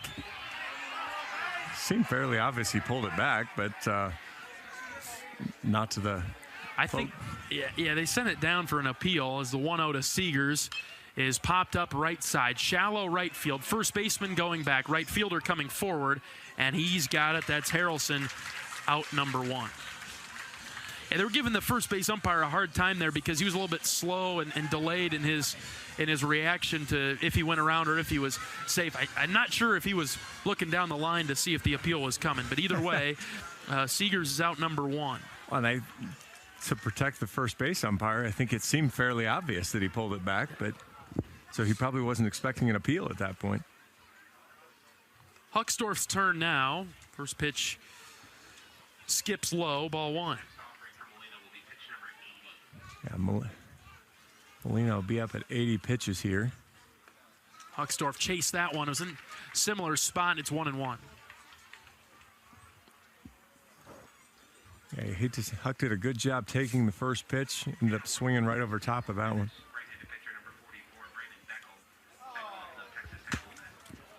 This pitch was low, 2-1. Could have been called a strike, but the catcher missed it. Yeah, went to the backstop net. Didn't help their cause. And we saw how good yesterday Hudson White was at framing those low pitches, just kind of pulling them up, making them look good. 2-1's a comebacker. Molina knocks it down, turns, throws, 2 down. It only seems fair that we hit one off their pitcher after they got one of ours. After they buzzed Brody, but good job there by Molina. Was not in great fielding position, but was in the way, and as he waves his hand at the dugout to stay away. Pitcher fielding practice, the PFPs, pays off for Molina. Here's Anthony, first pitch, called strike. The ball pops out of the mitt of Maxey. All of a sudden, Maxey's having a hard time squeezing it here.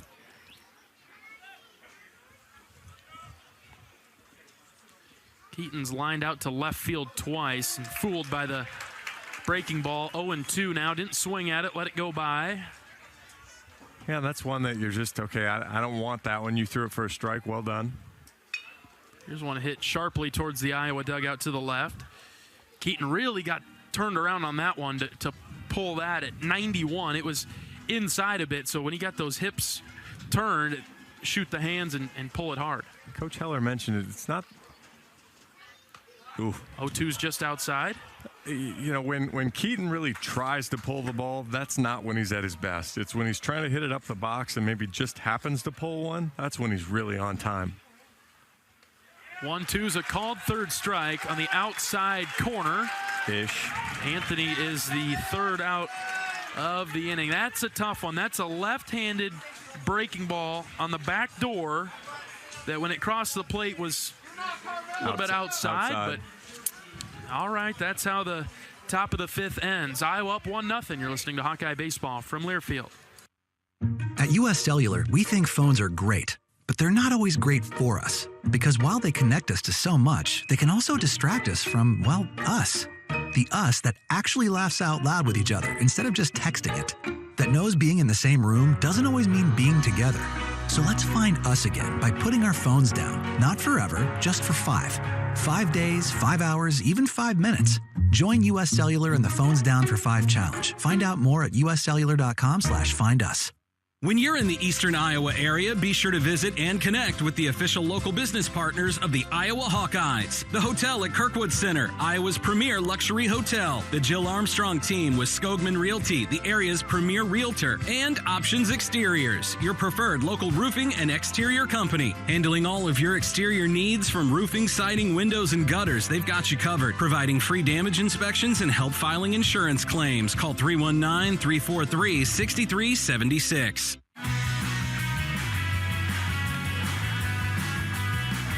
John Evans, John Leo in Lubbock, Texas. Game 2 of the weekend with Texas Tech. Iowa dropped game 1 yesterday, trying to bounce back and take one from the Red Raiders this afternoon. It's 1-0 in the bottom of the 5th. Brody Brecht has been phenomenal for Iowa to this point. 4 innings pitched, 3 hits, a walk, struck out 6. Done it on 66 pitches, which, again, for Brody has been kind of the sticking point. If you're going to argue with a guy that's had allowed hitters to hit 0.98 against him, that was kind of the bugaboo, was it took him a lot of pitches to get there. Yeah. So good job so far today.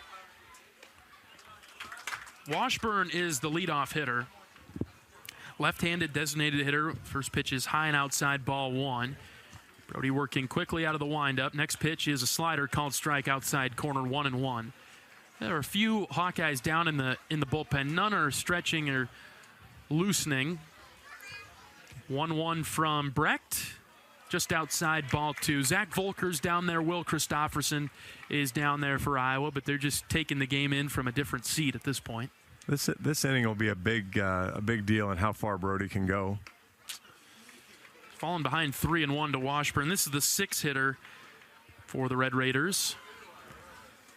Yeah, if Brody can go clean through this inning, minimize the pitches, stay around 80 or so, but not a good start, as he did the same thing last inning, was able to pitch around it. But we talked about it a ton in pregame. You keep flirting with that, and bad things are going to happen. Dylan Maxey, who popped up to Brecht his last time up, his only time up today. We'll have to see if Washburn gets creative on the base paths, if Texas Tech goes with a bunt situation. It's 1-0 Iowa in the bottom of the 5th. Top of the order is looming. Dylan Carter is on deck. First pitch from Brecht, called strike outside corner, 0-1. And based on the way last night played out, Dylan Carter looming is about as scary as anybody in the Tech lineup right now. No kidding. Even though he's in the 8th spot, low and outside, the next delivery from Brecht, it's 1-1.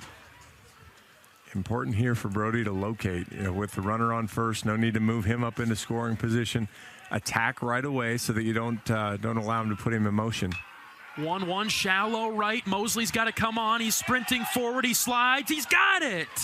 Great catch. What a catch from Chase Mosley. Slid on his buns, caught it off to the side. I guess the good news was he kept it corralled, and the runner was on first, so he might have had a chance to get the force out from a worst-case scenario. But what a great catch from Chase. And that's a big-time play there. Now we've got a meeting of the minds with the umpires right behind the pitcher's mound.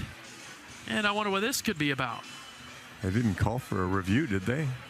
I mean, they're going to lose it if they do, but that's the only thing we could be doing here, right? What is there to review? They're going to review if Mosley caught this, I guess.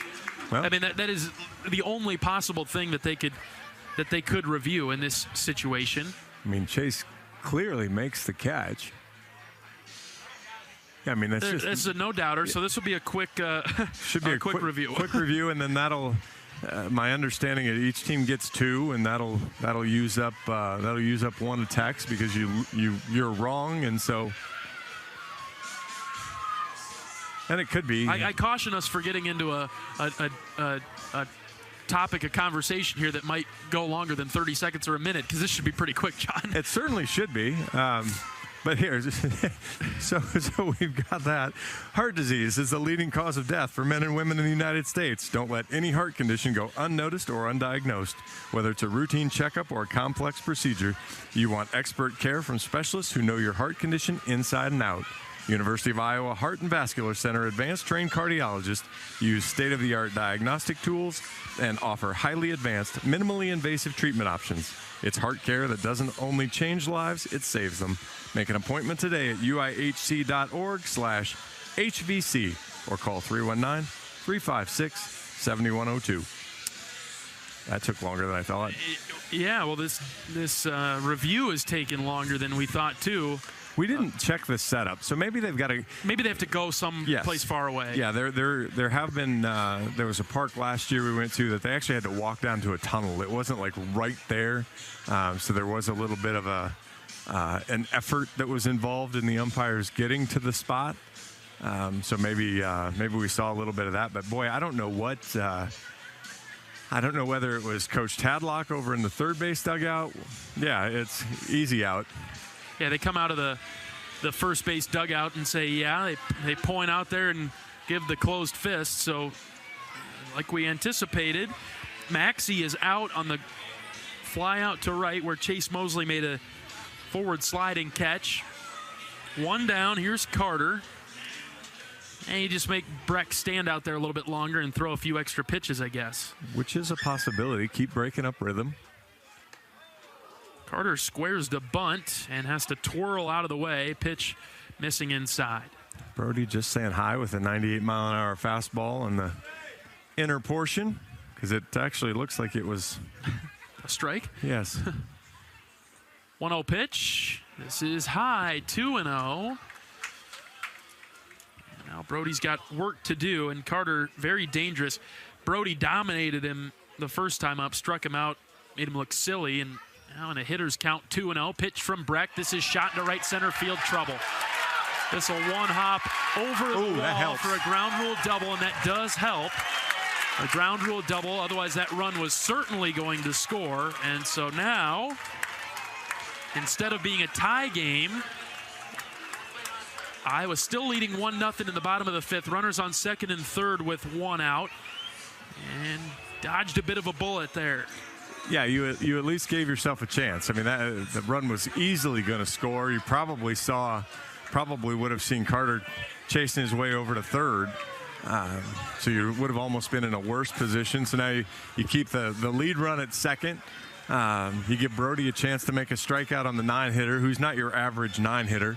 But it'll give him a chance to get out of the inning here. We've got a mound visit from pitching coach Sean McGrath, bringing the whole entire infield in. This is probably just a pep talk. There's nothing really going wrong in this situation. This is, hey, you're able to dominate at this point. Keep throwing it in there, get us out of here, and then we'll go from there. As Coach McGrath likes to say, he probably walked out to Brody right now and said, hey, go be a savage. Yep. Go get an out. You know, one guy hits you. You're allowed one guy to hit you. Sure. Now go get it done on this hitter. Corners are in for Iowa, and it is Hudson White. Runners on second and third with one out. Iowa up 1-0. First pitch from Brecht, swing and a miss. White chased that one, and it's 0-1. And White walked on 4 pitches his last at-bat. Was a very disciplined at-bat. That time he went fishing out of the strike zone, got, maybe a little energetic with 2 runners out there in scoring position. Gives Brody a chance to get ahead. Entire infield comes in now. No balls and a strike. Here's the pitch from Brecht downstairs. Ball 1. Yeah, Brody's still maintaining the velocity, up in the mid-70s now for pitches, but still 98 miles an hour on the fastball. A strikeout would be huge here for Brody. 1-1 pitch, swing and a miss, 1-2. He got him on that slider. Come on, Brody. Set him up. He showed him the fastball before, just missed his spot a little bit, so he didn't get the strike, but showed him that same tunnel with the slider there, and it drops off, swings over the top of it for strike 2. 1-2 pitch on the ground to short. Seager snags it. His only plays to first, and we've got a tie game. They get the out at first and drives in a run. Really smart play there from Michael. You saw one last night where the line drive went at him last night. Threw behind the runner at third, wasn't able to get the runner at third. That time, as he had to range to his left, it would have taken just a fantastic play to jump switch his feet around and to throw a strike to the plate. Get the out, give Brody a chance, but a good piece of hitting there from Hudson to put that ball in play with 2 strikes and tie the game up. Tied at 1 in the bottom of the 5th, not out of trouble yet. Runner on third and 2 outs. Top of the order with Hester watching the first pitch out of the zone, ball 1. Another great block there from Moss to keep that ball in front of him, not let it slide past on a slider in the dirt. Runner takes off for third, and we've got time called as Brody came off the mound and headed towards third. The Red Raider fans want a balk. He just steps off the rubber, so because he's in He initiated it by stepping off with his right foot, so correct. He steps off with his right foot. Steps off with his right foot. Everything's legit. Right. It just looked a little strange. Right, and the third base runner can do that because Tello is well off the bag. It just allows him to go ahead and get that running start. Basically, as the third base runner, you can get as far off as the third baseman is. I've already tried that today too, right? Right. With the stealing of home, we got him the first time. This is hit on the ground to the right side. Honar's got it. He'll flip it to DeRiggi to get out of the jam. So the Hawks give up 1 run. Good battle in the 5th. We're tied at 1. Hawks and Red Raiders. Back right after this. You're listening to Hawkeye Baseball from Learfield. At Oak Knoll, our mission is to provide exceptional retirement living and health services through life care. I'm Steve Rowe, Executive Director. We are a not-for-profit life plan community and have served Iowa City for more than 55 years. Our team helps residents create home by living our values of caring, respect, enthusiasm, awareness, teamwork, and encouragement. If you're looking at retirement options, visit our website at oakknoll.com. We want you to lead life your way. Go Hawks! Woo! Got my nachos, got my big TV, and my favorite chair. It's game time. But the only thing that would make it a little better is if I could listen to my local broadcasters while watching the game. Hello. You must have wished for your game to be synced with TV and radio. I sure did. Do you have a DVR? You bet. Do you have a streaming device? Yeah. Blammo! Your game is now synced. It's that easy. Oh, boy. To see if you can get synced, head to syncmygame.com from Learfield. Syncmygame.com? Syncmygame.com. We're all tied up at 1 heading to the top of the 6th inning. Iowa and Texas Tech. The Red Raiders have made a pitching change. They'll go with Brandon Beckel. Beckel's a big right-hander. Actually threw a third of an inning last year. Came in and cleaned up a little bit of a mess in the inning when the Hawkeyes took the lead. Pitched a third of an inning. Had a strikeout. Wild pitch. So far on this season, this will be his 5th appearance. 8 2/3. Allowed just 5 hits. A couple runs, but neither of them were earned. He's walked 4, struck out 12. Just allowed 1 extra base hit. Really done a good job. He's 1-0 with a 0.00 ERA. Hasn't given anything up this year. He, as John mentioned, a tall righty, operates out of the windup. Low 90s fastball. Likes the curveball then, so kind of a 2-pitch guy. Might have a third one with a changeup, but really going to lean on those 2 pitches to try to get it out. Big looping curveball, kind of that straight 12-6 curveball that you'll see every now and again. Yeah, he's warming up with it right now. He's thrown a couple of them. We're getting a good look at it. And the Hawkeyes are too in that third base dugout. Totally different game today than we saw yesterday to this point. Less scoring, better pitching, clean defense. What feels like a more normal baseball game, right? The way it's supposed to be played. Well, and you've seen the pitchers primarily work ahead. I mean, that's the biggest difference. Of course, we're gonna argue about Iowa pitchers not getting ahead 2-0, but last night Texas Tech pitchers walked 12 guys, so they weren't exactly dominating the strike zone either. And so, good job from both Molina and Breck so far.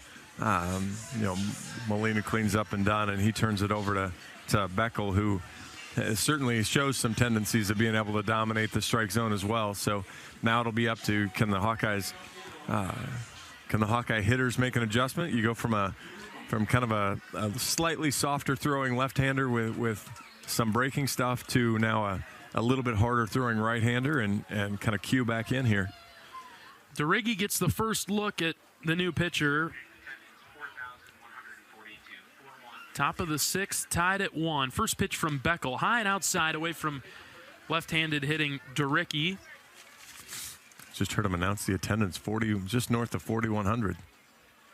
Great crowd on hand. Capacity at their ballpark is just up over 4,400, so close to a full deal here today. Next pitch to DeRiggi is a called strike on the outside corner. Feels like we're getting some of those season ticket holders counted in, though. It doesn't feel like that there's only 400 empty seats here. 1 ball, 1 strike. Wind up pitch from Beckel. Good breaking ball there. It's called strike on the outside corner. Brennan hasn't been letting it fly. We've seen that bat stay up on the shoulder quite a bit this weekend. Molina did a good job with him, and he's faced more left-handers than he's been stuck around with here for most nights. So we'll see what he does here now. 1-2, turns it away. 2-2. Broke that one inside, and again, Beckel likes to attack the left-handers, especially ahead. He's going to like to attack them with spin. So Brennan will have to stay on there, show some discipline. If it starts up high, it's probably dropping, and this umpire's called those for strikes. Long pause, 2-2 pitch. Called third strike. Got DeRiggi inside corner. Brennan was fooled that time. He is out number 1. Yeah, that was just a good pitch. Started it actually at the middle of the plate, busted it onto the inside corner, and DeRiggi just couldn't pull the trigger. And see if Raider Tello likes the change of pitcher. Tello's 0 for 2 today.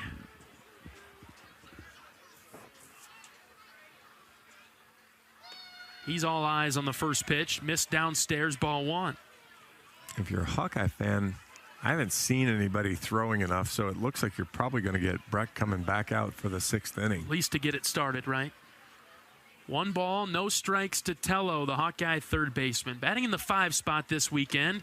Swings and misses. The pitch, it was in the dirt. He's swung at that pitch about 3 or 4 times today. He recognized the curveball about halfway through that swing, but by then it was too late. I'm going to have to go in and get his brakes checked. Beckel set out of the windup. Pitch to Tello. On the ground, knocked down by the first baseman. He'll pick it up. He'll step on the bag for the second out of the inning. Just another rope right at somebody. Just been kind of the story of the weekend for the Hawks. Tello just creams that ball. That ball gets through. That is big-time trouble. That favors the Hawkeyes, but instead the first baseman, Cash, knocked it down. 2 down in the Iowa 6th. A little Ole, how you doing? Caught enough netting to throw it up in the air, actually toward first base, which made it even easier then for him to chase it down and touch the bag. Well, look what I found. All right, Honar comes up. Singleton scored the only Hawkeye run today. First pitch to him is high and outside, ball 1. And this is where you hope that when DeRiggi came in, Honar would have then been moving to the on-deck circle. You hope he told Honar, curveball, curveball, curveball. Be ready for break. See it move through the zone.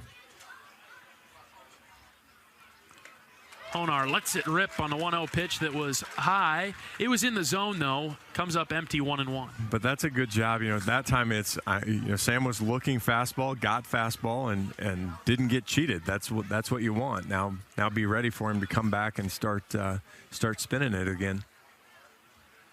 Uses that to get back into counts. Honar was on this one, fouled it, left side out of play.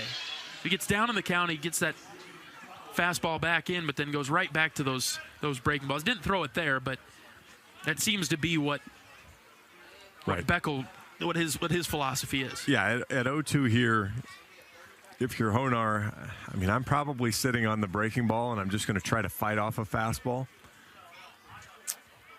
Sam's got to protect. Counts 1-2. Pitch from Beckel.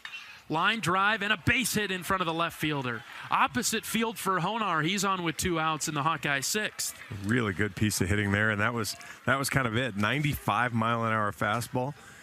Honar lines it into left field, goes the opposite way at 103. So really kind of sent it right back at him and got good barrel on it. And we'll see if Honar has a stolen base. See if they play any games with Chase Mosley at the plate. Top of the 6th inning, all tied at 1.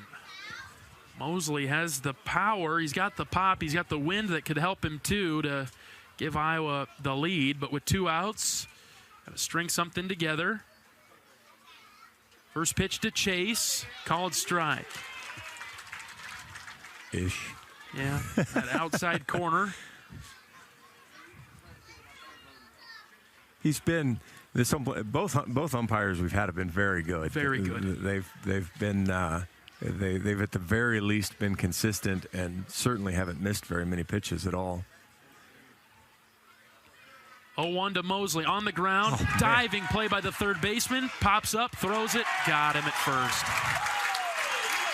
Sometimes you just got to tip your cap, and we'll do that for Kevin Bazell, who just saved extra bases with the diving play to retire Chase Mosley. Bottom of the 6th inning, Iowa 1, Texas Tech 1.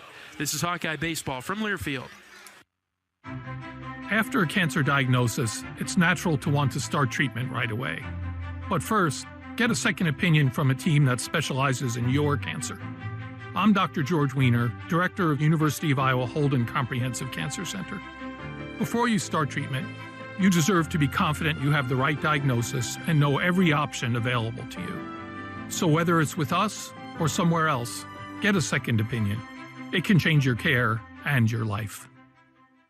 When you're in the eastern Iowa area, be sure to visit and connect with the official local business partners of the Iowa Hawkeyes. The Hotel at Kirkwood Center, Iowa's premier luxury hotel. The Jill Armstrong team with Skogman Realty, the area's premier realtor. And Options Exteriors, your preferred local roofing and exterior company. The Hotel Kirkwood, named the Corridor Business Journal's 2022 Best Banquet and Event Venue. And awarded the AAA 4-Diamond Award for lodging. To make reservations, visit thehotelatkirkwood.com or call 877-751-5111 for more information. Good old-fashioned pitcher's duel to this point. Texas Tech dipped into their bullpen on that last inning, but the Hawks will stick with Brody Brecht in the bottom of the 6th. All tied up at 1, Hawkeyes and Red Raiders. We've played, 15 innings now here, I guess, if you're Hawkeye hitters. And Hawkeyes have hit a lot of balls hard this weekend. Just, we've had 2 diving plays by the third baseman now and a couple others that just, the one at first base. So just a handful of those that if they're 2 feet a different direction, a foot in a different direction, the score lines look considerably different. So Hawks just need to keep doing the right thing, and it'll work out. And see if we can get Brody through this inning here. Yeah, all of a sudden Texas Tech, they found their defense. Yeah, because we've really peppered their infield, and they've made some extraordinary plays. Here's Tracer Lopez. First pitch from Brecht is outside. Second one is on its way home. He squares to bunt, pulls it back. It's outside 2-0. Volker's getting loose down there for the Hawks in the left field bullpen. I would think you'll have a fairly quick hook here. Works back with a called strike, 2-1. With that being said, just hope to get through. Just find a way to keep it going. 3-1 though this time. You'd like to see Brecht get through this portion of the order and then see whatever happens whenever we bring in Zach. And this has been the problem the last 2 innings. See if he starts out this inning as well. There's a called strike at the knees, full count, big-time pitch here because, as you mentioned, the leash is probably short for Brecht. The leash is short. Brody's walked the leadoff hitter the last 2 times, so. 3-2's lifted down the line and left. It's in play. Left fielder's there, and he catches it. He's got it. It's Peterson right against the half wall in foul territory, 1 down. Great job by Petey there to track that ball down. At first, I thought it might actually kind of curl back fair with just the way the wind was blowing. Instead, it just kept tracking out. Petey knew he had room, went out there and got it. Big first out. That's huge. Good job by Brecht to battle all the way back and trust your defense. It's Harrelson now. First pitch swinging, left side. Seegers dives, can't come up with it. It's into left field for a 1-out single for Harrelson. Throw gets away from Petey there, from Honar, but no harm done. Good piece of hitting there. Again, kind of, that's the difference. Seeing eye single, pokes it through short and third. You saw a number of those last night. And another one just kind of rolls it on the ground, kind of away from the Hawkeye defense. One of those weekends where the Hawkeye slight shift, not that they're abnormally shifting anybody, but they're a step out of position. Bazell now, this pitch gets away to the backstop and didn't bounce back hard enough for Moss to make a play, and so Harrelson advances 90 to second. Last night we saw the 88-mile-an-hour fastball come back at 92 back to the catcher and able to throw Gable Mitchell out. Tonight, 98-mile-an-hour fastball somehow hits and sticks in the mat. 1-0 pitch to Bazell, swing and a miss, 1-1. Good job there by Brecht. And it's very possible they have a different switch that maybe softens it up for the visiting. It welcomes it. It takes it in a bit. Yeah, more of a welcoming backstop when the visiting team is pitching. Hurt the Hawks there. Brecht ready with the 1-1. Here it is. Chopper foul to the left side. Well, 1 out in the bottom of the 6th. Tied at 1. You're ahead of Bazell here. You got ahead of him last time. You got him to chase. Kind of the same thing here. You want to see if Bazell learns anything or Brecht goes at him the same way. Brody's ready. Next pitch in the dirt. Moss blocks this one. Really nice job. Brody kind of overthrew that slider and really just stuffed it right in the ground. But a good job by Moss keeping his chest square so that the ball just ricocheted right back out in front. 2 balls, 2 strikes with 1 out. Runner on second. Brecht with a look at the runner at second. Still holding. And now the pitch. Line drive foul to the right side. We'll do it again at 2-2. Man, we're flying through this game already in the bottom of the 6th, but it's really feeling tense now. This is what we expected the series to be. Yeah. That last night was a little bit more of an outlier. This was kind of where we thought we'd be at.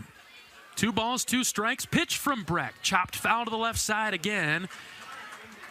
Nice battle between Brecht and Bazell. Good job there from Bazell. That was not particularly a good pitch, but Bazell thought it was good enough and got a bat on it to stay alive.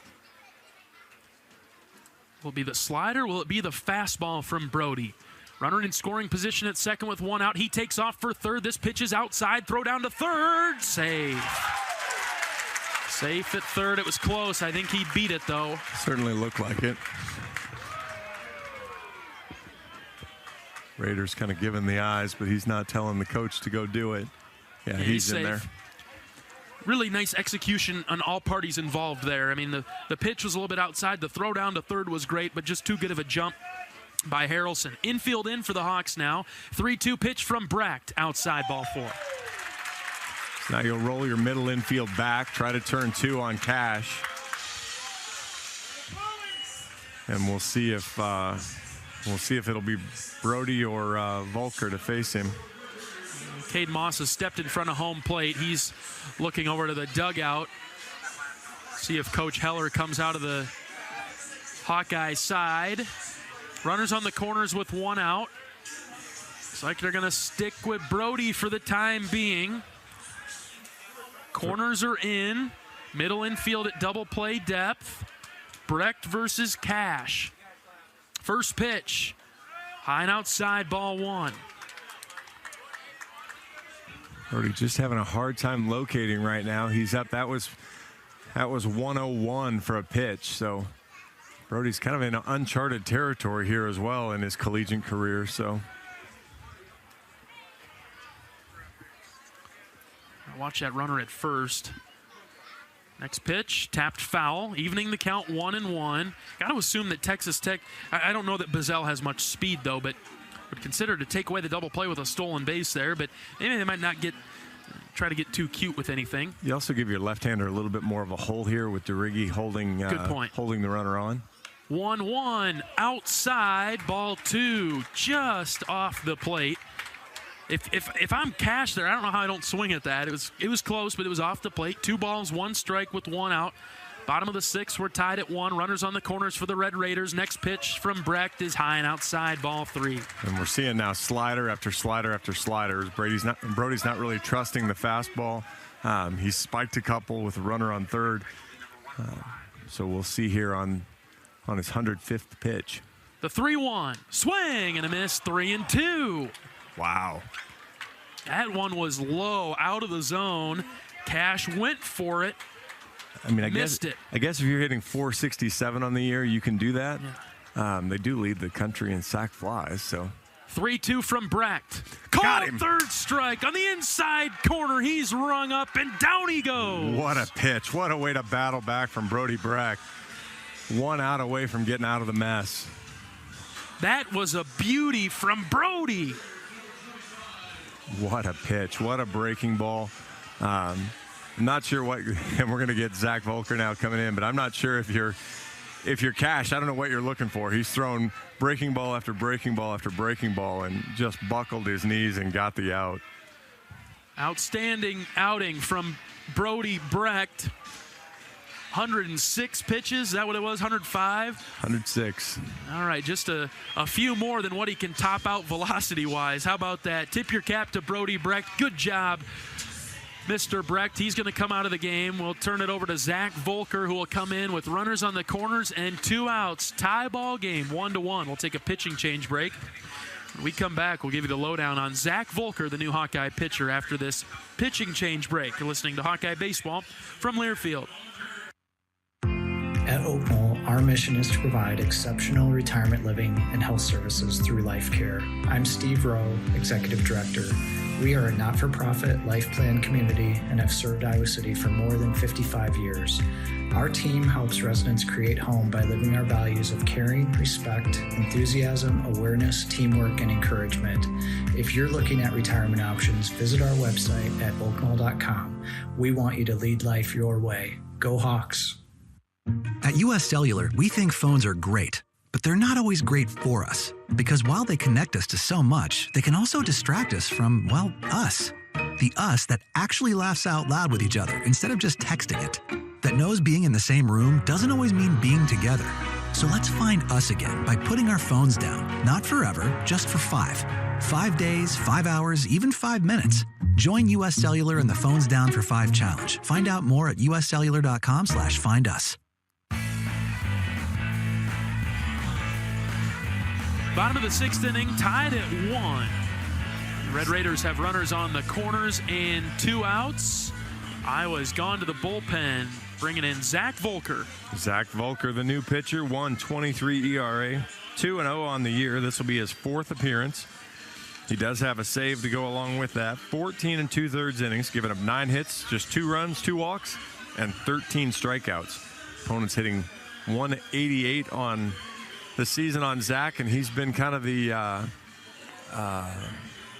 fire putter outer. He's been the fireman here with coming in kind of in this. This is later than he's come into most games as he's been the guy that gets the ball handed to when you need some outs. Pitched a great game there at I believe it was Kansas State in Texas, and really did a nice job there. So he'll have to kind of get out of this before he can get a clean inning and then be on his way. That's the primary focus. Number 1 focus is to get Owen Washburn without allowing any runs. Tie game 1-1. The funny thing is, and it's probably just kind of one of those important things to remind people of, we think about Brody Breck playing football and baseball, and you kind of forget. Yesterday, I was wandering through the hotel lobby and stumbled on Zach. I'm like, "Hey, buddy, what are you doing?" And not writing an essay. I mean, you forget they've got schoolwork to do, and he's got stuff to do. And you talk to the guys about handing in quizzes, things like that. And he's writing a paper yesterday afternoon. Makes it tough on the road to start the first month. Iowa's handled about as well as you can. 10-2 record. Volker is ready. First pitch to Washburn is high, ball one. Yeah, it's that high strike that doesn't get called, and that was at the very top of the zone. The umpire hasn't called that one all day, so nothing unusual about that pitch. Runners on the corners and 2 outs in the tie ball game. Next one is a called strike. Outside corner, 1-1. Ish. Makeup call. Yeah, we'll call that one the ish. Got to be fair and call ish both ways. Yep. We'll take it. 1 ball, 1 strike. Volker set the pitch. That one's outside. He whipped that one right by, but it was off the plate and away. 2 balls and a strike. Zach's got the fastball. He can creep up 94, 95 if he really gets it going. Operates on the third base side of the rubber and throws it over to DeRiggi. We had to hold our breath there for a minute. That was a low check. You don't want to throw anything away. Bazell was playing some games over there, Sure. kind of jumping around a little bit, and had a... And now we got him in a pickle between first and second. DeRiggi goes to Seegers. Seegers has it. They've got him in a rundown. The runner stays at third, and that's fine. Yeah, that's. I mean, if you're the Hawkeyes, that's really what you want. And the runner for Texas Tech ends up back at first anyway, so no advancement. We just played a little bit of a game there. Right. He was trying to see if the double steal. Seegers played it perfectly, kept the runner put at third base, and no reason to throw it away. No reason to mess around with it. Just let Volker go ahead and get the out. 2 balls and 1 strike with 2 outs. Runners on first and third for Texas Tech in the bottom of the 6th. Tied at 1. Pitch from Volker. Swing and a miss. 2-2. And don't be surprised to see the game again. With 2 strikes on your hitter now, maybe if you're Tech, because worst case scenario, Iowa messes it up and Bazell ends up at second, and now you got a chance to drive in 2 runs. So instead, an opportunity to take care of it himself. Volker, he's got the sign. 2-2, fouled back. We'll do it again. Good piece of hitting there. Stuck with the breaking ball on the outer half of the plate. It was up a little bit. Probably like to see him get that down a little bit more on the low corner. Make sure you're getting a ground ball out of it, but elevated it just a touch, and Washburn was able to get a piece of it. Volker comes set. The 2-2. Got him. Oh, it just missed outside. Ball 3, and the ball gets away from Volker on the throw back. And we were caught sleeping, and a run scores on the backside. Red Raiders lead 2-1. I looked down for a second, John, and we had fallen asleep. They had the runner never went back to third, and Moss kind of lobbed it out there. Volker tried to grab it quickly. Third base runner's way down the line. As soon as Moss went to lazy throw it out there, he took off. 3-2 pitch from Volker's hit in the air deep to right. This is foul and out of play. Texas Tech leads 2-1 now in the bottom of the 6th. That run will get charged to Brody. Runner on first is also Brody's responsibility. Just a killer there. That's the fundamental baseball. Didn't make him earn that at all. 3-2 pitch from Volker, swing and a miss, strike 3. But the Red Raiders get a cheap one to take the 2-1 lead into the 7th inning. All right, our bats got to pick us up here. Texas Tech 2, Iowa 1. Back after this. This is Hawkeye Baseball from Learfield. I'm Mark Wahlberg, and I have some exciting news to share. At Wahlburgers, we are all about bringing the family together to enjoy a great meal and have a great time. That's why right now, for a limited time, kids eat free every day at all Hy-Vee Wahlburger locations. Kids 12 and under can enjoy 1 free kids meal with any purchase of an adult burger, sandwich, or entree salad. Bring the family to Wahlburgers and the Wahlburgers and Hy-Vee stores, where right now kids can eat free. When you're in the eastern Iowa area, be sure to visit and connect with the official local business partners of the Iowa Hawkeyes. The Hotel at Kirkwood Center, Iowa's premier luxury hotel, the Jill Armstrong Team, Wisconsin Realty, the area's premier realtor, and Options Exteriors, your preferred local roofing and exterior company. Jill Armstrong and her team strive to make every buyer and seller at ease with the real estate process. Contact the Jill Armstrong Team, Wisconsin Realty, for all of your real estate needs. Call 319-631-5455.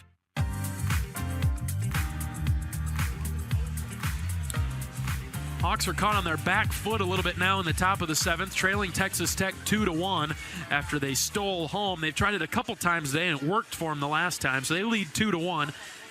Bottom portion of the order, 8-9-1 coming up for Iowa. After we pause 10 seconds for station identification, pausing 10 seconds for station ID. This is Iowa Hawkeye Baseball.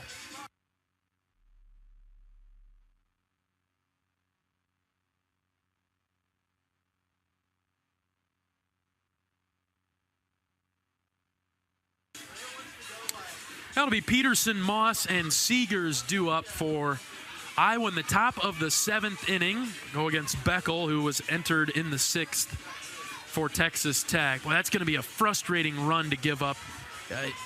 Technically, it's earned, but they didn't really earn that run. No, closed the book on Brody Breck. 5 2/3 innings, 5 hits today, 2 earned runs.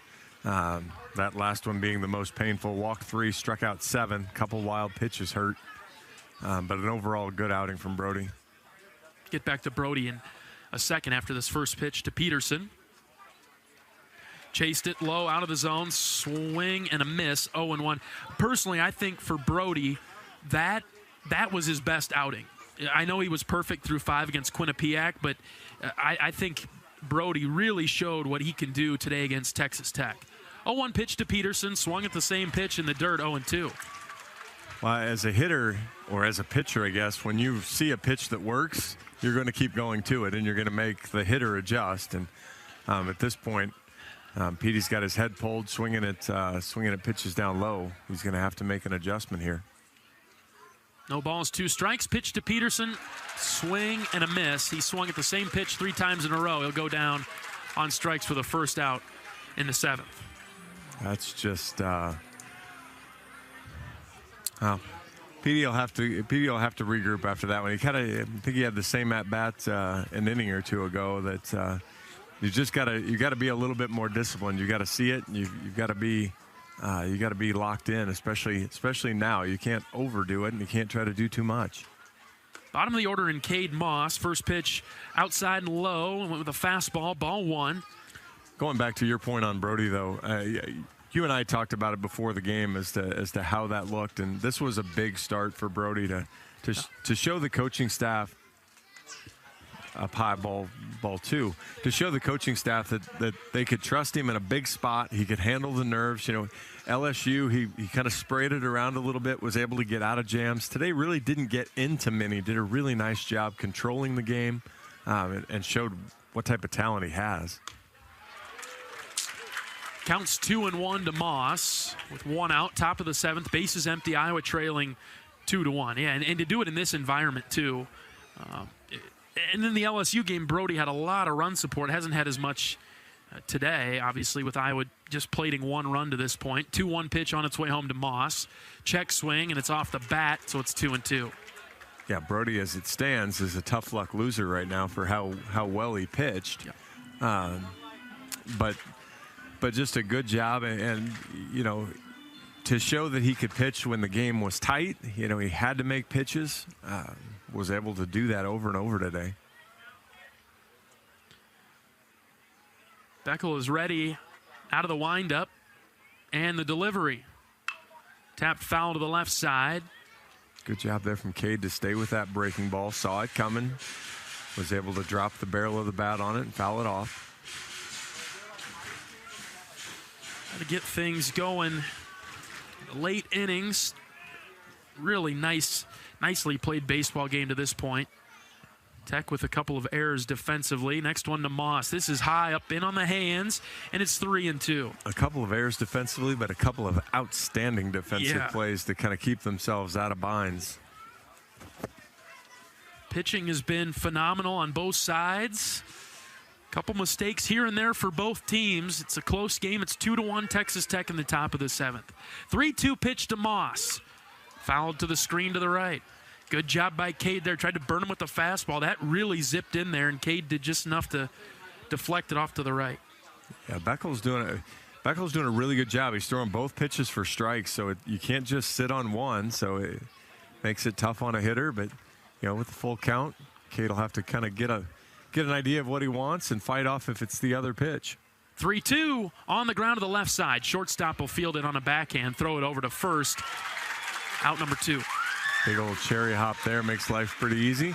Good hustle in to get that big hop. Fired it right across. We saw yesterday they had some trouble even executing basic throws, but they haven't had any issue. Yeah, they found it right in time, didn't they, John? Yeah, haven't had any issue today making the throws. They've all been right on the money to the first baseman, but the Hawks have to just keep putting pressure on, see what happens. 2 down in the Hawkeyes 7th. Here's Seegers, top of the order. First pitch to him. He squares to bunt, pulls it back, called strike. Michael's shown a little bit of pull pop. If he could just turn on one down the line, the left fielder's playing him more straight up, almost into left center a little bit, so he's got some room. Michael's all eyes on this one. Low and in, ball 1. Center fielder's pretty shallow as well, so if Michael could race one out there, it's just a line drive out into left center field. It'd work just nicely. That's right. Ball will scoot, and Michael will be on his way. Beckel ready with the 1-1. Tapped in front of the plate. Beckel comes off the mound to pick it up, throws on a fadeaway, and they got him. He didn't pull the foot there? Oh, boy, that's close. They said that first baseman Cash held on with the foot. We'll get the review coming. And the review will be on the way. Seegers tried to beat it out. He did. Yeah, good He play. did hang. Great hang there by Cash at first base. And there will be a review, but that's going to do it for the inning. Seegers is going to be out on a slow roller that came right off the mound. Right in front of the mound, rather. It's a really good play by Beckel as he jumped off, didn't take any time handling the ball. Sometimes you see a pitcher struggle, have to gather himself a little bit. He really kind of gathered himself before he caught it, so then when he came up with it, he was able to gun it across. And still had a little fadeaway to it, Yeah, it wasn't a jump throw like you see Jeter used to do. But yeah, didn't make a good throw at all.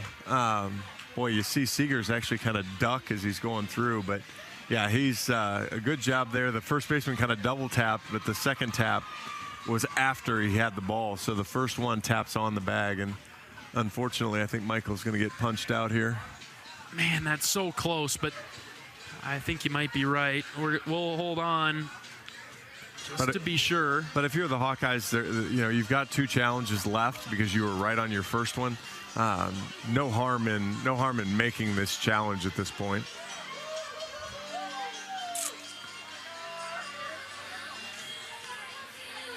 We're just hanging tight in the meantime on a fine Saturday afternoon down in Lubbock, Texas. He is out at first, and so that'll do it for the top of the 7th. We'll stretch things out in Lubbock. Texas Tech leads 2-1. Back after this. This is Hawkeye Baseball from Learfield. We all love a good win. Catching up with friends, saving money at the pump, soaking up the perfect Iowa day, sitting down to a really, really good meal. These are the everyday delights that make us smile. These are the moments that connect us all as Iowans. And these are the wins that, more often than not, start with Iowa's farm families and the crop they're growing. Because when corn grows Iowa, Iowans win. Learn more about how to share your own wins at iowacorn.org/Iowans win. Woo! Got my nachos, got my big TV, and my favorite chair. It's game time. But the only thing that would make it a little better is if I could listen to my local broadcasters while watching the game.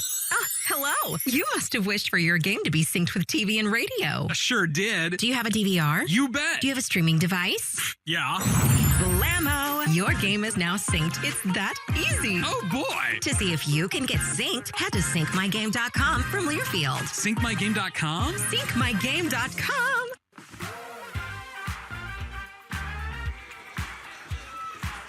Bottom of the 7th inning. Welcome back to the broadcast booth. John Evans and John Leo. Texas Tech's up 2-1. It's been a frustrating last couple of innings. Iowa's played well enough to have the lead, maybe even win this one, but so far as it stands right now, the Red Raiders are up by 1. Time working against us a little bit here. We're running out of outs to work with, but first things first, you got to put up a 0 and not let them extend this lead at all.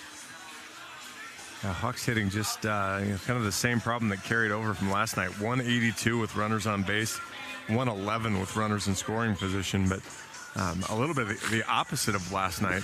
Hawks were 7 of 9 getting the leadoff hitter on last night, just 1 of 7 so far today, whereas the Red Raiders are 4 of 6 so far. So important for Zach to go ahead and get this first batter out. It's Maxey. He squares the bunt, pulls it back, and Zach fires a first pitch strike. 7, 8, 9, Maxey, Carter, and White. Out of the windup, Volker's ready. Here it comes. He floats that one in there, called strike. 0-2 now.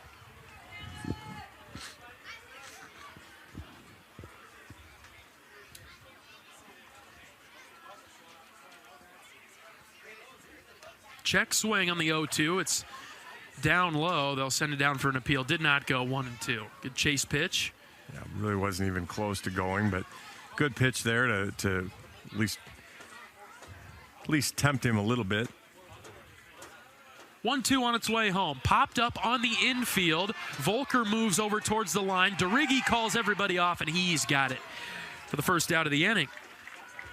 Those pop-ups to the right side just have so much bow back into the infield.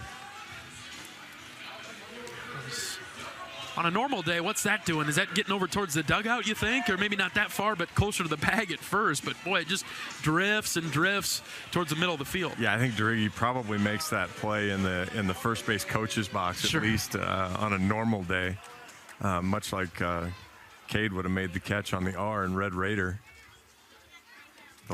Dangerous Dylan Carter up now. The last R. I guess there's plenty of R's in Red Raider, but every time we say that this weekend's been a little bit of a tongue twister, hasn't it? No balls and a strike to Carter. This one missing outside. 1-1.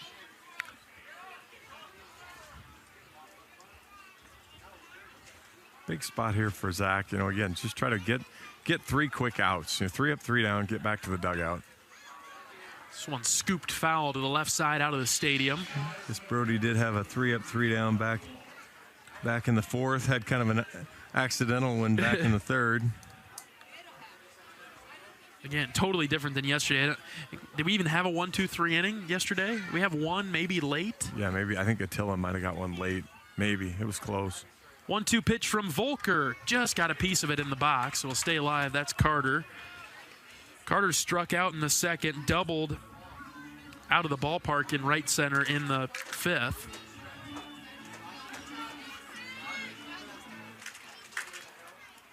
Batting .425 on the season with 17 RBIs, 4 home runs. That's your 8-hitter. Yeah, a couple of them yesterday. Volker skips this one past the plate. Ball 2. Yeah, his first home run last night was wind-dated. His second one was not. Yeah, he got a hold of the second one.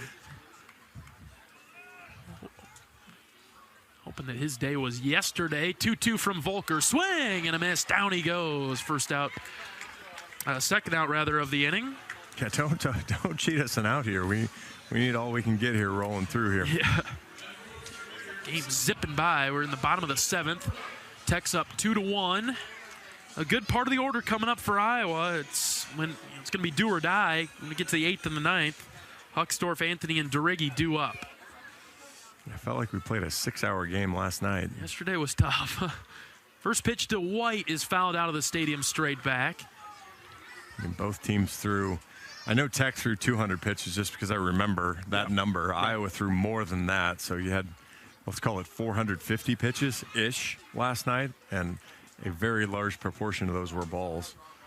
On both sides, right? Right. It's just the pitching was just not great yesterday. Tech was almost right even. They were slightly more balls than strikes yesterday. Iowa threw more strikes. Just unfortunately hit a lot more barrels of bats yesterday. 2 outs, bases are empty in the bottom of the 7th. 1-1 pitch from Volker to White. Swing and a miss. 1-2.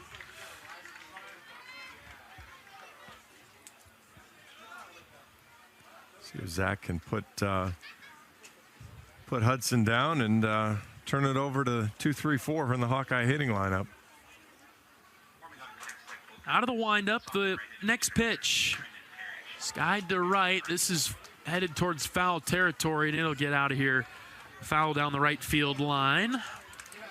Never assume. I know. The wind has just been, we don't have a great sense for it. We're just going based off the flags. This is a decent-sized stadium. We've got a nice press box, but the flags are whipping out to center. Well, and we're very fortunate that the wind is actually kind of whipping over our heads. If it were blowing the opposite direction, we'd be wearing it. Yeah. But because of the way it's blowing, because of the way it's blowing, it's kind of blowing up over the stadium roof and kind of down onto the field. So comfortable for us. 2-2 is shot into center field in front of Huckstorf. A base hit for the Red Raiders in the bottom of the 7th to keep their offense alive. Really nice piece of hitting there from White. Went down after a pitch that was maybe going to dot that low outside corner and punch him out, and instead just kind of stuck his bat out at it. Turned it around 97 miles an hour, zinging it out there. And so turn around to the top and see if Volker can get us out of this. Zach has done a stellar job out of the Iowa bullpen today. One of those long relief guys that can eat up quite a few innings. It's top of the order in Hester. First pitch to him is inside, ball 1. Ish. Yeah, again, right on that corner. Well, that's the ball that should have been breaking, so it would have been awfully close there to that inside corner, but maybe up high a little bit too. That one's inside again. Volker missing his spot, 2-0. You get those first 2 guys out relatively easy, and then just kind of let them hang around and give them an opportunity to do some damage with 2 outs. You dominated White too, and you kind of let him off the hook there. Here's the 2-0 pitch. That's inside, ball 3. Yeah, he's really hit the same spot 3 times. Umpire hasn't given him any of them, and now you're kind of working yourself into a self-induced bind here. 3-0 pitch from Volker inside, a 4-pitch walk. He's so close to getting out of this inning, only down by 1. Get these Iowa bats. Just Zach's 3rd walk of the year, not something that he does a ton of. A brief pause as Coach McGrath is on his way out of the dugout to talk with the Iowa pitcher and infielders. Hawkeye Baseball is brought to you by Riverside Casino and Golf Resort, home of the Draft Day Sports Lounge, a luxury hotel and spa, 5 restaurants and more, just minutes south of Iowa City. Bottom of the 7th. Texas Tech 2, Iowa 1. Runners on first and second with 2 down. It's the 2-hitter Tracer Lopez. He'll come up. He's 0 for 3 today. Another situation. Let's just get out of this. Get into the dugout. Feel like good things are coming Iowa's way, but just don't have a ton of outs to work with offensively. You know, and it starts with strike 1. You know, get ahead, kind of own the at bat so that you can keep Lopez off balance. You don't want to let him dictate the at bat. Volker's first pitch to Lopez is a base hit into right center. That'll bring home a run all the way to the wall. That's going to bring in 2. Lopez rounds second, heading for third, and a 2 RBI triple gives Texas Tech the 4-1 lead. Great piece of hitting there. You know the 4-pitch walk, and you know the mound visit. So if you're the hitter there, you're looking for maybe just a slightly grooved fastball. Actually gave him an off-speed pitch, but right across the middle of the plate, down about the knees, turned it around and just shot it out into the gap. We've got a piece of trash blowing around on the field. We'll see if the umpire actually tries to corral it. Nope, doesn't care. He's talking to Zach about something on the mound. Maybe something to do with come and set. I'm not sure. He was talking about his hands around his chest. I'm not sure what that was about, but runner on third and 2 outs. 4-1, Texas Tech with the lead at the bottom of the 7th. Out of the windup, Volker's first pitch to Harrelson is outside, ball 1. Just a tough sequence. You get the first 2 guys with a pop-up to DeRiggi, a strikeout, then a good at-bat from White, and he singles, and then a walk, and then a triple that brings home those 2 runs. Called strike on the outside corner, 1-1. And that's free bases biting you, and it's not closing out the at-bat. You had a chance to slam the door. You couldn't quite get it done. 1-1 is hit foul out of play to the left side. And that's really been a little bit of an issue last night and carried over to today, where 2-strike hitting and 2-out hitting have really kind of carried the day for the Red Raiders. Got to hold him here.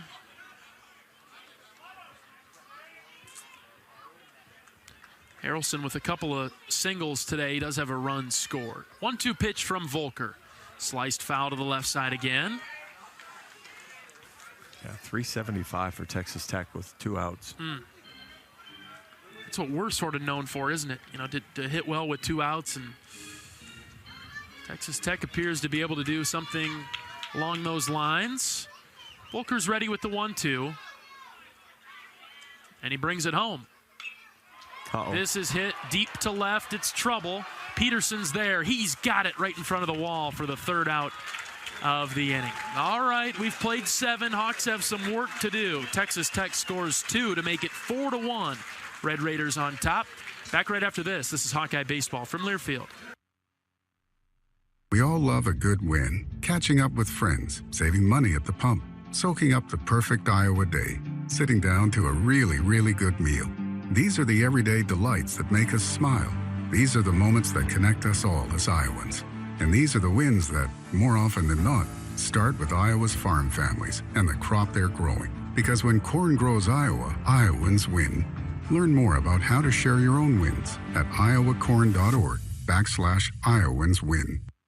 At US Cellular, we think phones are great, but they're not always great for us. Because while they connect us to so much, they can also distract us from, well, us. The us that actually laughs out loud with each other instead of just texting it. That knows being in the same room doesn't always mean being together. So let's find us again by putting our phones down. Not forever, just for 5. 5 days, 5 hours, even 5 minutes. Join US Cellular in the Phones Down for 5 challenge. Find out more at uscellular.com/findus.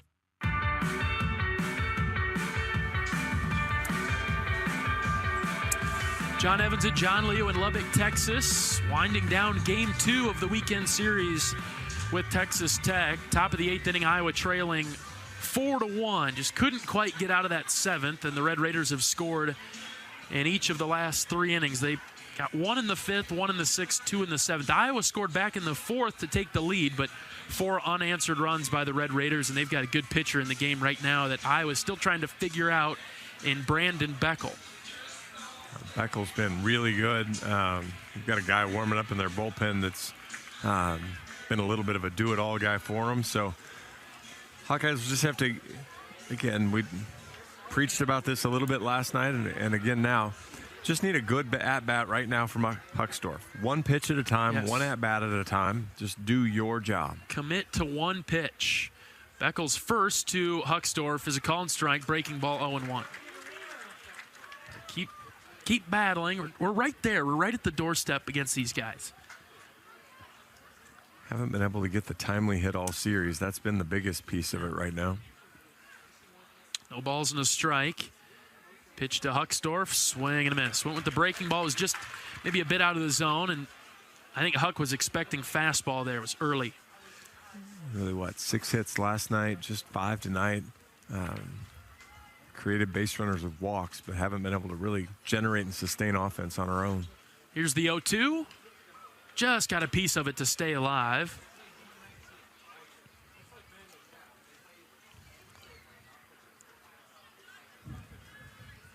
And Beckel's up over 30 pitches, but not really sure how long of a leash he has, but he's still been sharp. Velocity stayed up there.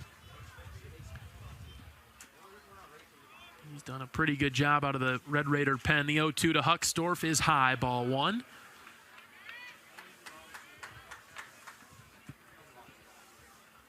Starts with Huck just kind of finding a way to prolong this at bat, just see if he can scratch something out, a walk, a hit, anything. A lot of room down the left field line. Left center gap, 1-2 to Huckstorf. High, ball 2. Good discipline the last few pitches. I like it. Beckel blames the ball. Catcher threw it back to him. He just threw it right over the dugout and asked for a new ball. I like it. It's not a me problem. It's a ball problem. You know, he's got a new ball now. 2 balls, 2 strikes to kick off the 8th. Pitch to Huckstorf. This one's driven deep to left center. Get going, baby. It is gone. A no-doubter. Kyle Huckstorf. Boom. Turns it around. Trackman has that at 474. 105 exit, 35-degree or 34-degree launch angle, 474 for distance on Trackman. How about that? Kyle Huckstorf makes it 4-2. The Hawks are down here in the 8th. And that's coming back from 0-2. That's a quality at bat there after being kind of overmatched the first 2 swings.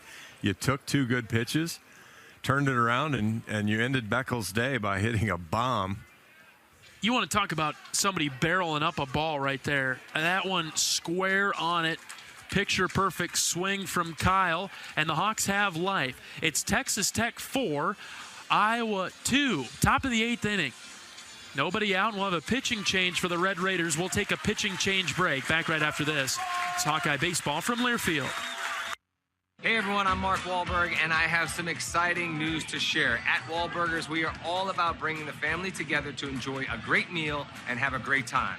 That's why right now, for a limited time, kids eat free every day at all Hy-Vee Wahlburger locations. Kids 12 and under can enjoy 1 free kids meal with any purchase of an adult burger, sandwich, or entree salad. Bring the family to Wahlburgers and the Wahlburgers and Hy-Vee stores, where right now kids can eat free.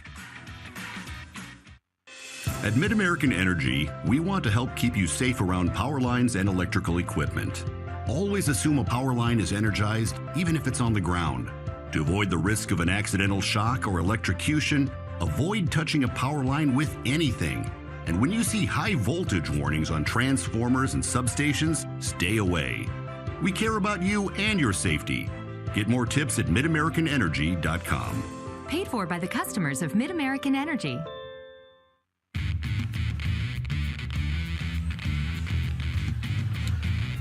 Top of the 8th inning, Iowa trailing Texas Tech 4-2. New pitcher into the game for the Red Raiders is Trendon Parrish. Parrish making his 5th appearance of the year. Actually does have a start. 3.38 ERA in 13 1/3 innings, giving up 13 hits, 6 walks, 7 strikeouts. Actually giving up 3 home runs. So good chance maybe that the meat of the Hawkeye order here can elevate a ball and take advantage of that wind and get the Hawks right back in it. Well, Anthony will get the first look, and this is a pitch that's a called strike. That one zipped in with some speed. Nice pitch. Parrish is a right-hander. This is hit on the ground and foul down the third base line. Could have been trouble. It's 0-2. All right, we're trying to chip away in the top of the 8th, trailing 4-2. Huckstorf just hit a bomb, light tower power out to left center field. And Anthony's down in the count, 0-2. Here's the pitch. This one's lifted deep in the air to the left center gap. It's trouble. It's down, and it one hops over the center fielder. Anthony trying to stretch it to a double. Here comes the throw, and Keaton Anthony has got a double for the Hawkeyes in the 8th. Hawks are in business here. Brennan DeRiggi now will get a chance to, tying run at the plate all of a sudden again, and what felt like maybe the game was slipping away after the 2-run triple in the bottom of the 7th inning. You just think, you can't do anything about the pass, but 2 outs, get that triple, and Texas Tech drives in a couple of runs, make it 4-1. Now the Hawkeye bats are alive and well, and it's DeRiggi's turn with a runner on second and Anthony and nobody out. Iowa down by 2. First pitch to Brennan, called strike at the shins. Good pitch there, right at the bottom of the zone, outside corner of the plate. A lot of room in left field for DeRiggi. 0-1 pitch to him. Outside corner, called strike. Brennan has not had a beat on these Texas Tech pitchers today. No, after really just hitting a bunch of lasers yesterday, having a harder time today, but needs to expect spin here and fight off fastball. 0-2 to DeRiggi. Tapped it foul. He stays alive. We'll do it again at 0-2. Iowa down 4-2, top 8. Runner on second is Anthony after he just crushed one to the left center gap. Parrish really missed there. You know, he dotted kind of the outside part of the plate the first two. That one he came back more into the middle and gave DeRiggi a chance to get around on it. Brennan lays off this one. High and outside, ball 1. I mean, it's hard to sit there and look spin, and then have the guy throw a 95 eye high at you. But, I mean, that's really about the approach he's going to need to take here. Long pause in the pitch. DeRiggi swings and fouls it off, right? Yeah, he fouled it off. Just barely got a piece of it. It's close. Just barely gets a piece of it to stay alive. Just do your best. Take care of your 1/9 of the team, right? Find a way to get on, Brennan. We don't need the home run right now. We'd love it, but just find a way to get on. 1-2 pitch to DeRiggi. Skies this deep in the air to left, carrying towards the wall, but the left fielder is there, and he's got it for the first out of the inning. Just scooped under it a bit too much. 1 down for the Hawkeyes in the 8th. It's a good pitch, low on the inside part of the plate. Based on what the umpire's done, DeRiggi probably has to swing at that, even though it might be a little too low. But he really has to try, and did a good job with it, just didn't quite get enough of it and golfed it out to the left fielder. Raider Tello's turn. First pitch to him. He popped it up, fouling out of play. I think he wants that one back, doesn't he, John? I'm just telling you, you better be ready for this one. We're all ready for Raider here. No balls and a strike with 1 out, runner on second. That's Keaton Anthony out there. See if Raider can find a gap. Hawks down by 2 in the 8th. Next pitch to Tello. Check swing. He went around. 0-2. Looked about the same as one that I think it was Chase Mosley that he didn't call on it earlier. So, again, I just go back to I don't really know what they look for there. I always thought I did, but... 0-2. Tello keeps it alive by fouling it to the right side. That was headed towards us, John, if it would have cleared that net. You were ready for it. That was mine. That was so much. Raider was trying to give me a souvenir since I've been working on you for the home run call.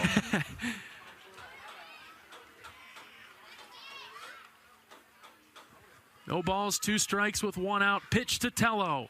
Stays alive again. Fouls it back. Really cooked that fastball. Good job there from Raider. 95-mile-an-hour fastball. Probably get punched out on the dot on the outside corner. So good job fighting on it, staying alive. Again with the 0-2. Here it comes. Line drive right to the second baseman. He picks it up on a hop and throws it over to first for the second out of the inning. Anthony advances to third.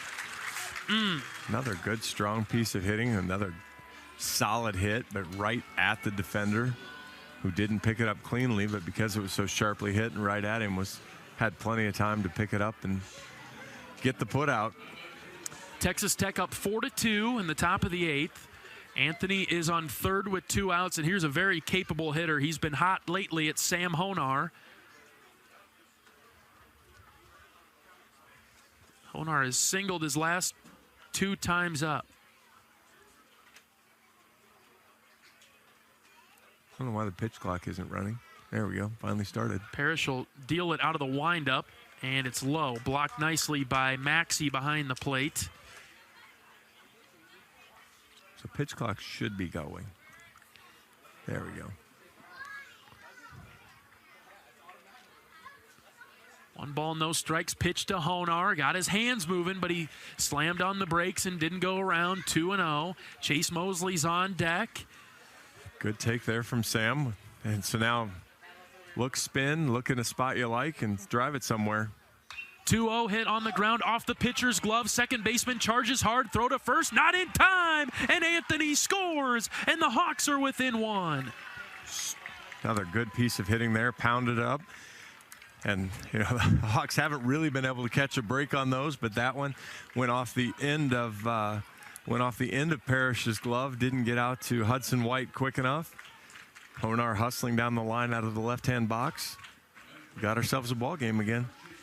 Texas Tech up 4-3 now. The Hawks have plated 2 runs in the 8th. Honar is at first with 2 outs. Here's Chase Mosley. They'll check on Honar. Throw back is... Honar kind of got stuck in the ground there. Not sure what happened. He got back safely, but it was a lot closer than I typically see. Should have been, yeah. I mean, he didn't have a giant lead, and it kind of got stuck diving back. First pitch from Parrish. Mosley lays off. Breaking ball, ball 1. This is kind of a guessing game here. If you can guess on that 80-mile-an-hour breaking ball, stealing second base is pretty easy. If you miss, though, on the 95-mile-an-hour fastball. Now Chase is all eyes, doing a great job laying off a pitch that's just outside. It's 2-0. Got to think fastball's coming here, John. So if you're Chase Mosley here, you're sitting on a spot, 95-mile-an-hour fastball, and you're turning on it, and you're giving the Hawks the lead. Yep. Here's the 2-0. It's high, ball 3. With Sam Peterson on deck for the Hawks. If you're Chase Mosley now, you're sitting on nothing. Nothing. You have the giant take sign because we're walking and putting the runner in scoring position. 3-0 is low. Ball 4. Mosley, he draws the 4-pitch walk. Peterson is walking to the box. Coach Heller is talking with hitting coach Marty Sutherland. And hold on a minute, we're going to have a pinch hitter. Yep, Peterson's going to exit the game. Here comes Ben Wilmus. What an opportunity for Ben with runners on first and second and 2 outs.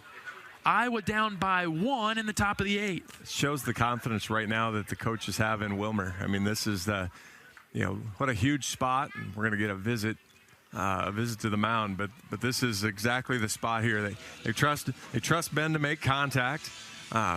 He's been hitting the ball well. I know there was a lot of debate about, he played last night out there because they trusted his bat. I don't think he had a hit, but it was on base a couple times. And now we're going to have a little conference. Any ball that he's able to poke out to the outfield is going to score the tying run.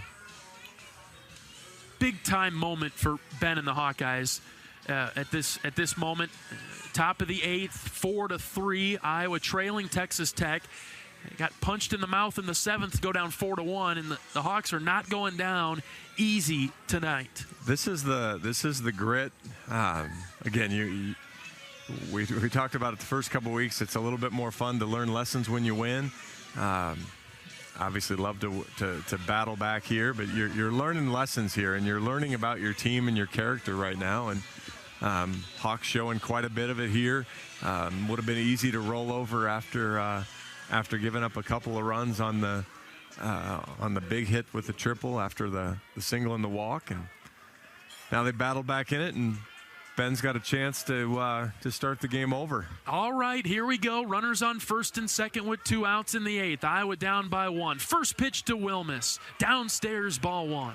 Really good take there. That is a beautiful breaking ball that's got all kinds of hit me on it, and then drops out of the zone. Parrish versus Wilmus. Parrish in the stretch, the 1-0. Ben takes this one outside, ball 2. Good job so far, Ben. He's around the zone. He's just Close. missing the zone, and so great job from Ben to show discipline and make him throw him a strike. 2-0 pitch on its way home. That's a called strike. Went with the breaking ball there, maybe a little bit of a surprise, and Wilmus not going to swing at that unless it was, like you like to say, his pitch, something that he was looking for. Yeah, 2-0, you don't want to be swinging at a breaking ball. Here's the 2-1. That's a called strike. Fastball up and in, 2-2 now. Yeah, really good job. I mean, that's your first time off the bench and the first fastball you've seen. And so now Ben's going to have to be alert. My guess is he's probably coming back to the curveball, but he could double him up, so you've got to be ready. Ben is choked up on the bat, the 2-2. On the ground to short. Picked up, scooped up, tossed to second for the 3rd out of the inning. The force out there. All right, well, the Hawks get 2. It's back to a 1-run game. Texas Tech 4, Iowa 3. Bottom of the 8th coming up. This is Hawkeye Baseball from Learfield. At Mid-American Energy, we want to help keep you safe around power lines and electrical equipment. Always assume a power line is energized, even if it's on the ground. To avoid the risk of an accidental shock or electrocution, avoid touching a power line with anything. And when you see high voltage warnings on transformers and substations, stay away. We care about you and your safety. Get more tips at midamericanenergy.com. Paid for by the customers of Mid-American Energy. Woo! Got my nachos, got my big TV, and my favorite chair. It's game time. But you know, the only thing that would make it a little better is if I could listen to my local broadcasters while watching the game. Hello. You must have wished for your game to be synced with TV and radio. I sure did. Do you have a DVR? You bet. Do you have a streaming device? Yeah. Blammo! Your game is now synced. It's that easy. Oh, boy. To see if you can get synced, head to syncmygame.com from Learfield. Syncmygame.com? Syncmygame.com.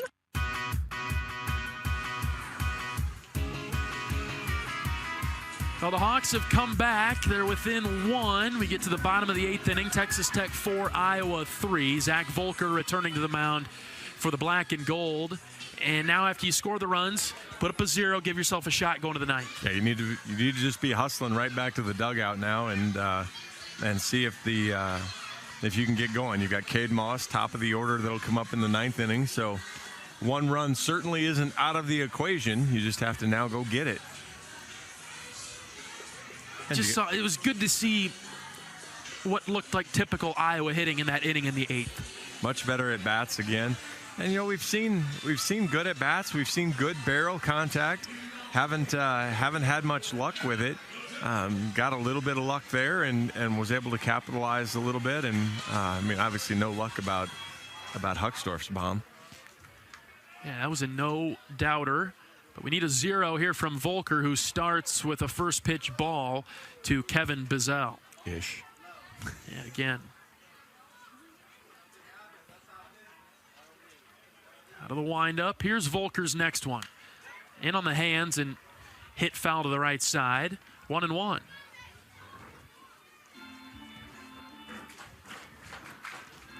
Love to see Zach just, now 1-1, chance to dominate the zone again. Go get him. It's on its way home. Breaking ball, beauty from Volker, called strike. That thing was slow on its way in. 77-mile-an-hour bender with some serious break on it. 1 ball, 2 strikes. Volker is ready. Here it comes. Lifted into shallow right. Honar goes back. Sam's got it. He caught it for the first out of the inning.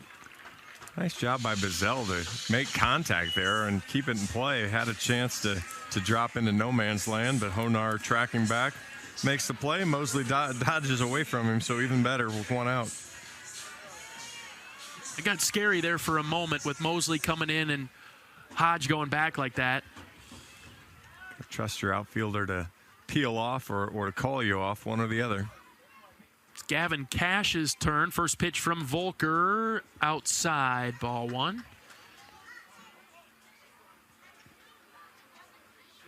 You lost 0-0, so now battle back, get it to 1-1. Uh-oh, this is trouble. Deep to right center. This one's going to be over the scoreboard. Yes. Cash got all of that one and hit it over the scoreboard in right center, and it's 5-3. That was pounded 487 feet.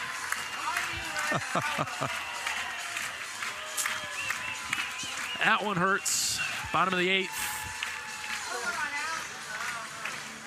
Red Raiders up 5-3. It just means the Hawks have to get one more than they thought when we bat in the 9th. If we can hold it here. Owen Washburn is up. First pitch from Volker, outside, ball 1.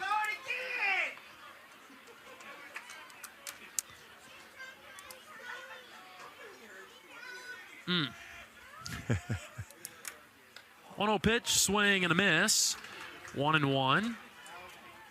I don't know if oomph describes that one. That That was barrel contact there. Yeah, that expression from me, John, is just a little. It's 1 and 2, just a little disappointment. I feel you. I got you. Yeah. 1 ball, 2 strikes. Here's the pitch from Volker. Just high and outside, 2 and 2. Maybe I should have stayed sitting down. I switched to the stand-up position there. We've tried about everything. We're kind of superstitious in the booth here. It was nice of Gavin to not hit their scoreboard, though. 2-2 is inside and low, ball 3. Don't want to make this snowball at all. Volker got the ability to bring it back in here. 3 balls, 2 strikes, 1 out, bottom of the 8th. 5-3 Texas Tech with the lead. Now zoom in, get it done here.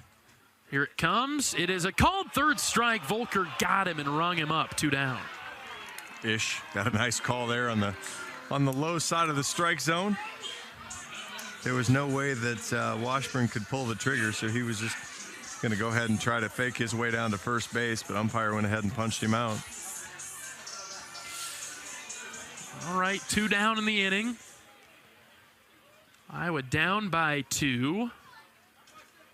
Dylan Maxey, first pitch from Volker is high, ball 1. Iowa will have Cade Moss, Michael Seegers, Kyle Huckstorf due up in the 9th. Pending any changes that they would make to the order. 1-0 pitch from Volker. This is hit well to left center. This is trouble, and this is gone. Dylan Maxey with the solo home run to left center. Ball starting to fly out of here now, left and right. And the Red Raiders have their lead back up to 3 once again. It's 6-3. Well, problem with both of those pitches from Zach are those are dead center of the plate. You throw a fastball dead center to these types of hitters, and they aren't gonna miss it every time. And so, just kind of missing the spots. He's not trying to send one right down the center lane, but unfortunately they both were, and both Tech hitters didn't make any errors on it. That really gets the crowd into it now as Dylan Carter stands in. He's 1 for 3 today with a pair of strikeouts. Hawks down 6-3 in the bottom of the 8th. 1-0 pitch from Volker, high and outside, ball 2. 2 down here in the 8th, but got to find a way to get out of this right now. Yeah, Zach's has to bear down here because this is his deal to get out of this inning. Yeah, nobody getting loose in the bullpen. 2-0 pitch, called strike. 2-1. So you're gonna have to just dig in here, find a way to make a pitch. Yeah, Carter hasn't lifted the bat off his shoulder. He hasn't had to. Volker's just missing outside to him. It's 3-1. I mean, after you've had 2 balls tattooed, you're trying to stay away from the inner half of the plate here, but going to have to bring in and challenge him a little bit. And just missed the whole time outside, so a walk with 2 outs will bring up Hudson White.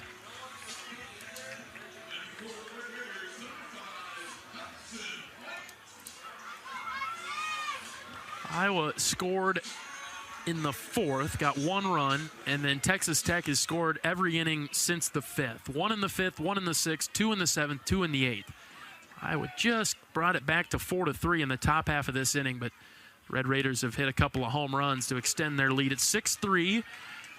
Volker starts a first pitch strike to Hudson White.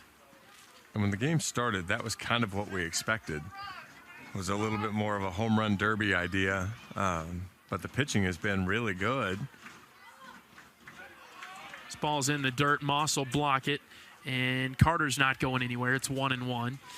Yeah, that's the fine line you walk. You got to make teams earn the runs that they get, right, without the walks and the hit batters. And sometimes just hit it pretty well, and Texas Tech's done that this afternoon, especially last half of this game. Volker's missing the zone a couple of times now. It's 2-1. Well, and the interesting thing here is, it hasn't been the 2 home runs in this inning for Tech have not been wind aided. I mean, they've been demolished, and so again, it's just right now better hitting, beating pitching right now is all it's been. And with Volker behind 3-1 here, you do not want to get to Hester. Yeah, he's the top of the order, and he's on deck. Zach has to buckle down here. The 3-1 pitch on its way home. That is inside ball four. You really don't want to have to go to Christofferson out of the bullpen either. You get to save him for tomorrow. But Christofferson was the only one that had warmed up at all. But I can't see the circumstance where Will's going to get the ball in this game. I mean, I can, but nothing right now dictates that. When the Hawks tie it up at 6 in the top of the 9th, Christofferson will get the ball in the bottom of the 9th. But, right. but he's not getting the ball here in the bottom of the 8th inning. So top of the order in Hester with the Red Raiders up 6-3 after a pair of solo home runs in this 8th. Runners on first and second, still 2 outs. Volker's ready. First pitch is high. Ball 1. Got to find it here, Zach.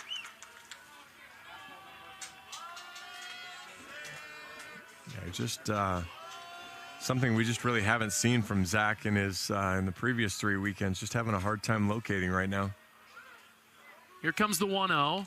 There, he throws it in there for a strike with the breaking ball.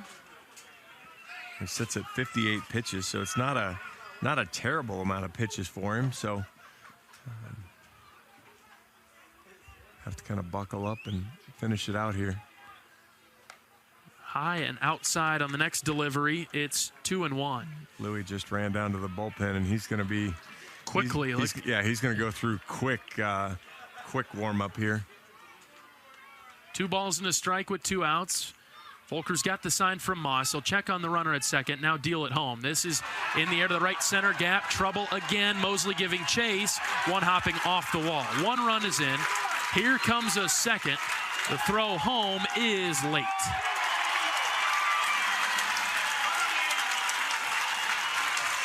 Two more runs across for Texas Tech. It's 8-3.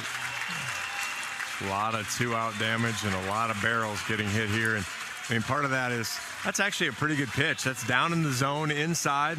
But again, you do that to good hitters, and they start looking for something. They know you're struggling throwing a fastball for a strike. Sits on that curveball, kind of catches the breaking ball and drives it out there. 8-3. Texas Tech is open to 5-run lead. Good swing and a miss. Great pitch there from Volker. 2 down, runner on second for the Red Raiders. Bottom of the 8th inning.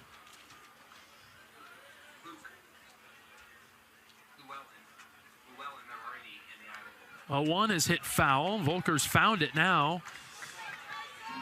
Dealing a couple of strikes. Still kind of up in the zone. These are all kind of thigh high, belt high.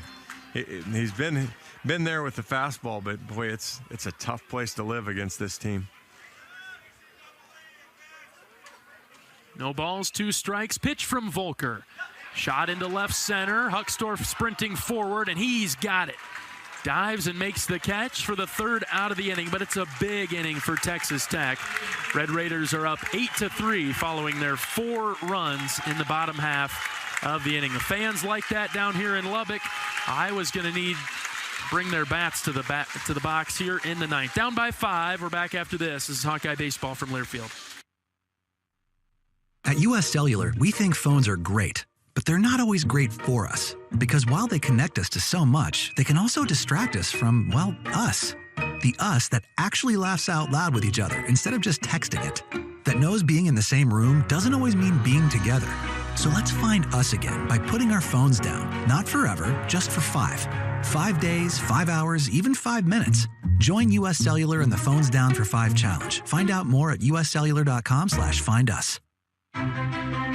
Knowing that I can make a difference in my patients' lives keeps me motivated every single day. Hi, I'm Dr. Kanya Ferguson at University of Iowa Healthcare. With academic medicine, we see the toughest cases, so we're always innovating. And we bring the best minds together to collaborate, so there's more brain power focused on you. Because that leads to exceptional care for our patients and our community. See how at uihc.org.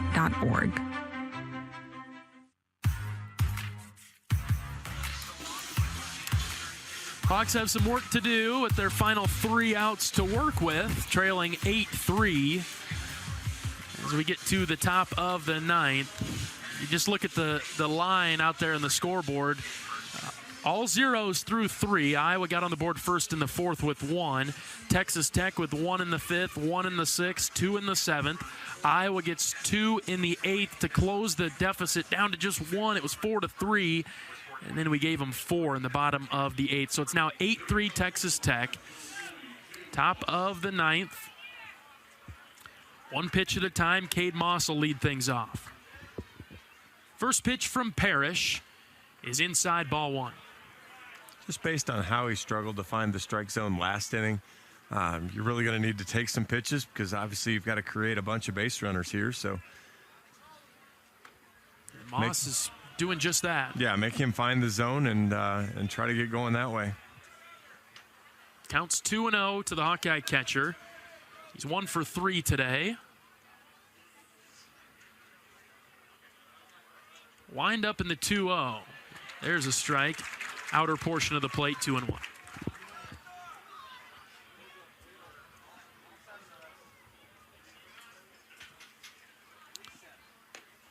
Good eye there from Moss. Downstairs, 3-1. How about we get the leadoff guy on, right? That'd be nice.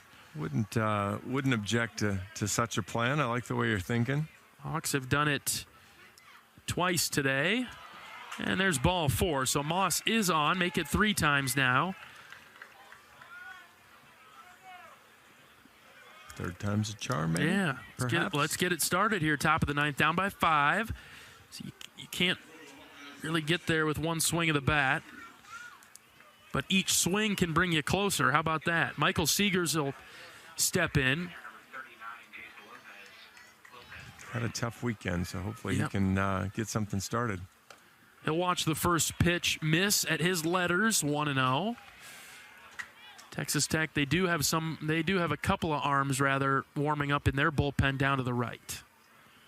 I've got Jace Lopez throwing one of them. Can't see the other one. Late called strike on the inside corner, 1-1. Only have 2 saves on the season. Lopez does have one of them. Moss is the runner at first. 1-1 to Seegers. Watches that one. Called strike 1-2. Michael just hasn't been as aggressive this weekend, and when he has, he's kind of chased. It's been an uncharacteristic series so far for Michael. Well, the breaking balls have been good, so typically Michael's okay being behind, but today the last 2 days they've had good spinning pitches.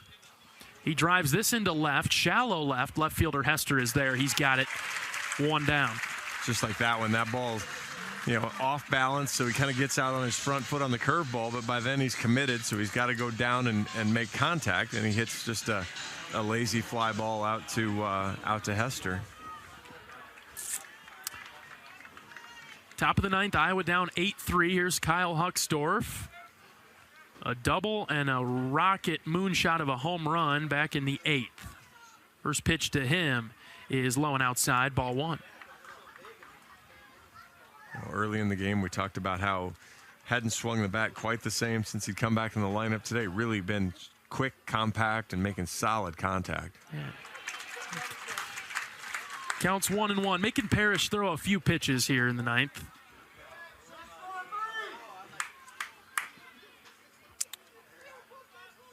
Moss still at first. Swing and a miss on a breaking ball. 1-2.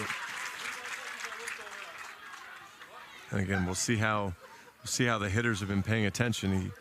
He usually doubles up that breaking ball. Right. He throws it kind of down in the dirt again and see if Huck's ready. Well, he was ready for it, and he laid off 2-2. There was that breaking ball that was low and out of the zone. So now you got to be on your giddy up here. His fastball's lost a little jump here as he's gone through the game, but it's still low 90s. 2-2, check swing. Did he go? No, he didn't. That was close. That one I thought he held up on, but again, while I've been really good on the replays, I'm not very good on the check swings. So we've got about as good of an angle as you can have on it, right? Just on the right-handed hitters for sure. Yeah. Another 3-2 count. We've had a number of these today. Let's get one to go our way, one way or another. 3-2 to Hucksdorf is outside, ball 4. Crowd hates it, but it was outside. And the Hawks are hanging around. It's 8-3. Top of the 9th. There's one out, and here's Keaton Anthony. Yeah, we aren't fully interested yet, but we're close. Just thinking about the idea of a comeback. One pitch at a time. First pitch to Anthony. Low, ball 1. I mean, if he keeps throwing balls, we're gonna take that and really make things interesting. Well, and that's you show some patience, you show some discipline, you find a spot you like here, and Keaton could draw us a lot closer. Yeah, and it's 2-0. He hadn't been able to throw anything that Keaton likes and hasn't been in the strike zone either. 2 balls, no strikes. So he's thrown 2 fastballs to Keaton. Probably wouldn't be surprised to see if he tries to throw kind of that looping breaking ball in there this time. See Keaton give it a ride. 2-0 pitch. Went back to fastball down. Yeah, called strike. Center of the plate, but that's all right. You know, if you swing at that one, you don't hit it right, that's a double play, and we're getting on the bus. Right, you're not elevating that one and doing any real damage with that. Here's the 2-1 to Anthony, same spot, called strike. Maybe a little bit more to the outside corner. 2 balls, 2 strikes now to Keaton, trying to break out of his slump today. Anthony is 1 for 4. Doubled his last time up. Got to find a way on here. 2 balls, 2 strikes, 1 out, 2 on for the Hawks. The pitch to Anthony. He chased it in the dirt. Swing and a miss, 2 down. That was a very aggressive attack from Parrish as he went all fastballs there with Anthony. I'm not sure what Keaton saw on that one, but that was a fastball that wasn't even close, and so it was a breaking ball. It was just going to dive even farther. So a little overly aggressive maybe, wanting to do too much, and just chased one. 2 outs for the Hawks in the 9th. Last chance is Brennan Derigi, unless he can get on. Runners on first and second. Iowa down 8-3. First pitch to him was low. And the 1-0. Called strike at the knees, 1-1.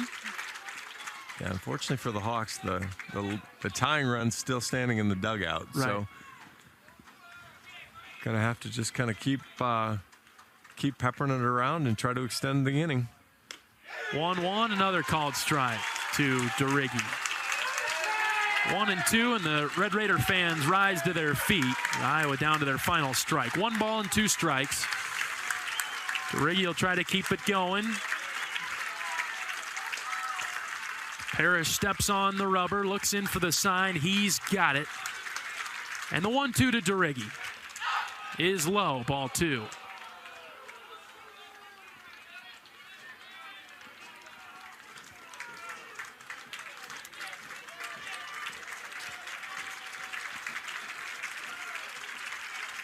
Two balls, 2 strikes, the pitch. Brennan taps this to the right side. The first baseman will pick it up in fair territory and step on the bag for the 3rd and final out of today's game.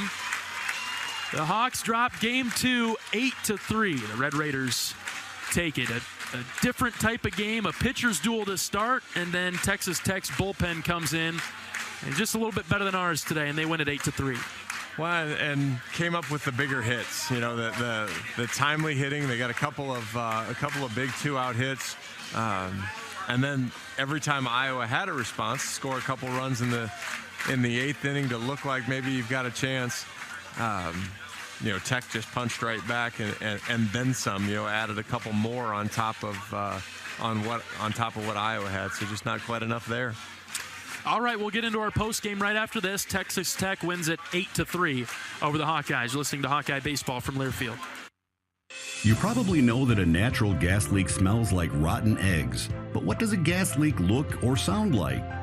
If you hear a whooshing or hissing sound, see dirt, dust, or water spraying from an area, or you get dizzy or queasy, leave the area immediately, then call 1-800-595-5325 once you're safely away. See MidAmericanEnergy.com for more safety tips. Paid for by the customers of Mid-American Energy.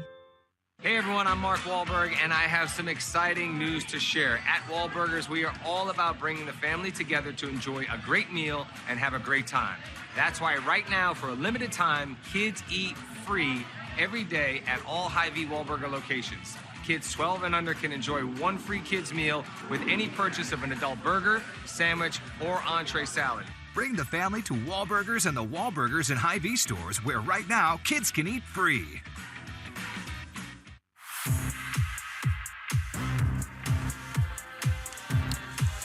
Texas Tech wins this one 8-3. The Hawks now dropping to 10-3 on the season. And the win goes to Brandon Beckel. The loss goes to Brody Breck. That's just a tough loss for him today. And the save goes to Trendon Parrish for Texas Tech. Yeah, as you mentioned, might have been Brody's most complete game pitching.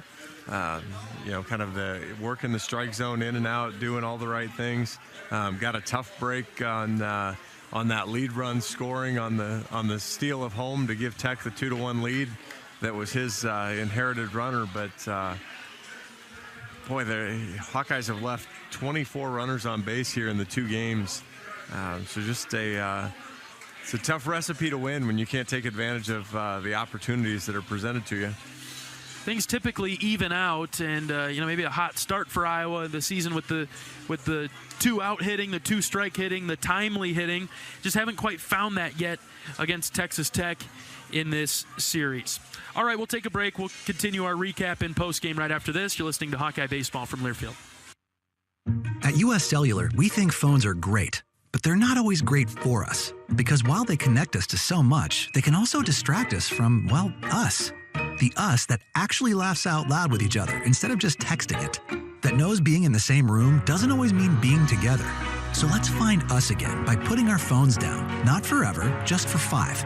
5 days, 5 hours, even 5 minutes. Join U.S. Cellular in the Phones Down for 5 challenge. Find out more at uscellular.com/findus. At Oak Knoll, our mission is to provide exceptional retirement living and health services through Life Care. I'm Steve Rowe, Executive Director.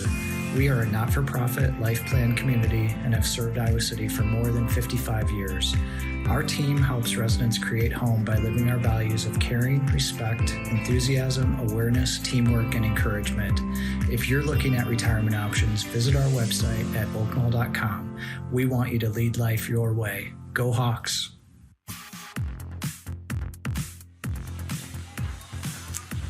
John Evans and John Leo from Lubbock, Texas. Dan Law Field at Rip Griffin Park. Iowa drops this one to Texas Tech. 8-3, falling to 10-3 on the season. We'll step away for our final break. We'll have Marty Sutherland coming up in just a minute following this break. You're listening to Hawkeye Baseball from Learfield. At U.S. Cellular, we think phones are great, but they're not always great for us. Because while they connect us to so much, they can also distract us from, well, us. The us that actually laughs out loud with each other instead of just texting it. That knows being in the same room doesn't always mean being together. So let's find us again by putting our phones down. Not forever, just for 5. 5 days, 5 hours, even 5 minutes. Join U.S. Cellular in the Phones Down for 5 challenge. Find out more at uscellular.com/findus. After a cancer diagnosis, it's natural to want to start treatment right away. But first, get a second opinion from a team that specializes in your cancer. I'm Dr. George Weiner, Director of University of Iowa Holden Comprehensive Cancer Center. Before you start treatment, you deserve to be confident you have the right diagnosis and know every option available to you. So whether it's with us or somewhere else, get a second opinion. It can change your care and your life. Texas Tech wins this one 8-3. Associate head coach Marty Sutherland will join us in just a few seconds. Let's pause 10 seconds for station identification. This is Iowa Hawkeye Baseball.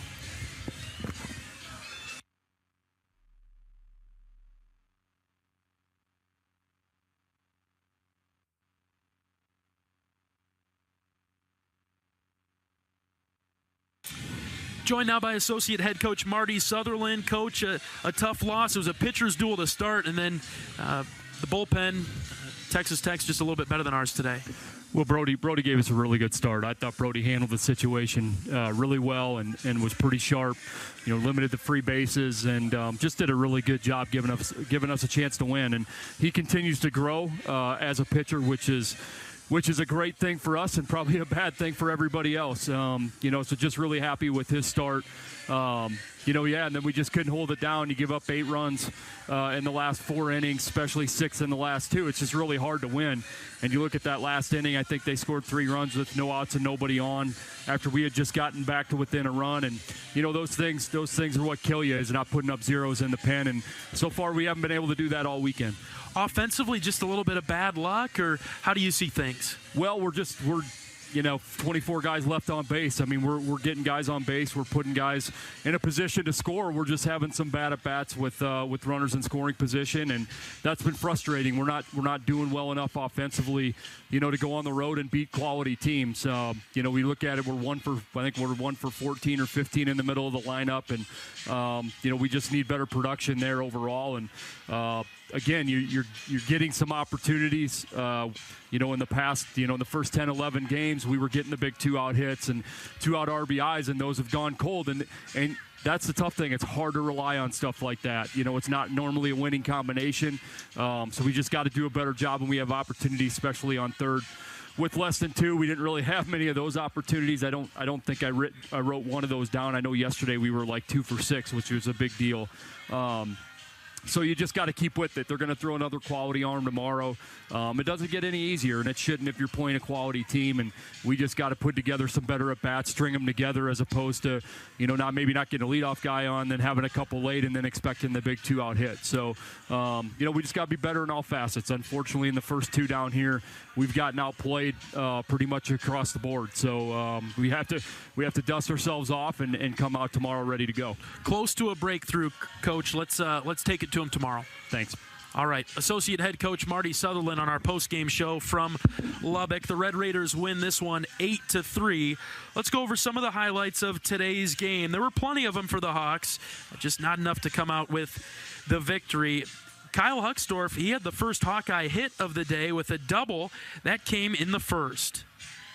Fastball shot into the right center gap, and it's down. This one's going to get to the wall. Huckstorf rounds second. His helmet comes flying off as he gets onto second base. He was rounding first when the helmet came off. And a 1-out double for Kyle Huckstorf to right center field. How about that? He was eventually stranded there at first. Iowa defensively in the first had an incredible play by Sam Peterson in left field, grabbing the ball, throwing it into second to get the runner. This is skied in the air down the left field line, tailing, and one hops off the wall. Into the corner, throw comes into second. It is in time. We got him. Yes, what a throw. Sam Peterson, boom. And by that time, Brody Brecht used that momentum to really start dealing on the mound. He had a big-time strikeout in the third. See if Brody goes fastball up and away here. Nope. He goes with the slider, and he strikes him out. He got him on that pitch 3 times in the at-bat, the low slider. Good job, Brody Brecht. Down. And then in the fourth, big-time strikeout of Gavin Cash. 1-2, swing and a miss. He had him absolutely fooled the whole time, and Brecht gets 2 strikeouts in the inning. Iowa got on the board in the 4th inning when Sam Peterson hit an RBI double. Swing, This one's down the line. Fair ball into the corner. Honar scores. Petey's headed for 2, and it's an RBI double to give the Hawks the lead. Brett capped his really good start for the Hawkeyes today with a strikeout again of Gavin Cash. This one came in the 6th. 3-2 from Brecht. Called third strike on the inside corner. He's rung up, and down he goes. By the time we got to the 8th inning, Iowa was down 4-1, but started to mount their comeback when Kyle Huckstorf hit this bomb. Kick off the 8th. Pitch to Huckstorf. This one's driven deep to left center. Get going, baby. It is gone. A no-doubter. Kyle Huckstorf. Boom. But in the end, it wasn't enough, and Texas Tech wins the game 8-3 over Iowa. Got to find a way to win tomorrow's game to give us a little positivity before we head back to Iowa City. John, anything to add before we shut things down here from Lubbock this afternoon? I think what you just said is it. It's Texas Tech is a good baseball team. It wasn't like Iowa was going to roll in here and be able to play, half of their capabilities and take 3 from Texas Tech. And so now, you're not in a great situation. You lost the first 2, but what kind of character do you have? How do you come back tomorrow? You've got Marcus Morgan, a really nice starter, and you got the rest of your bullpen then to get outs and dust yourself off. We'll take a win back to Iowa City on Monday. First pitch tomorrow is at 1 o'clock. Pregame coverage will start at 12:30 on Sunday. Yeah, got to find a way to get one of these while we're down here. All right, that'll do it for our coverage of Iowa Hawkeye baseball this afternoon. It's Texas Tech 8, Iowa 3. For our great board op back in Jeff City, Ross, thank you. Great job today, Ross. My broadcast partner, John Evans. I'm John Leo saying so long from Lubbock, Texas. Every day is still a great day to be a Hawkeye, some just a little bit better than others. So long, everybody. We'll talk to you tomorrow. Hawkeye Baseball has been brought to you by Homewood and Home 2 Suites, preferred hotel of the Hawkeye Radio Network, Iowa's corn farmers of the Iowa Corn Growers Association, and the Iowa Corn Promotion Board. When corn grows Iowa, Iowans win. Oak Knoll, an active life care community. University of Iowa Healthcare, changing medicine, changing lives. And by Wimmer's Meats, the official hot dog of the Hawkeyes. The preceding has been a Learfield presentation on the Hawkeye Sports Network.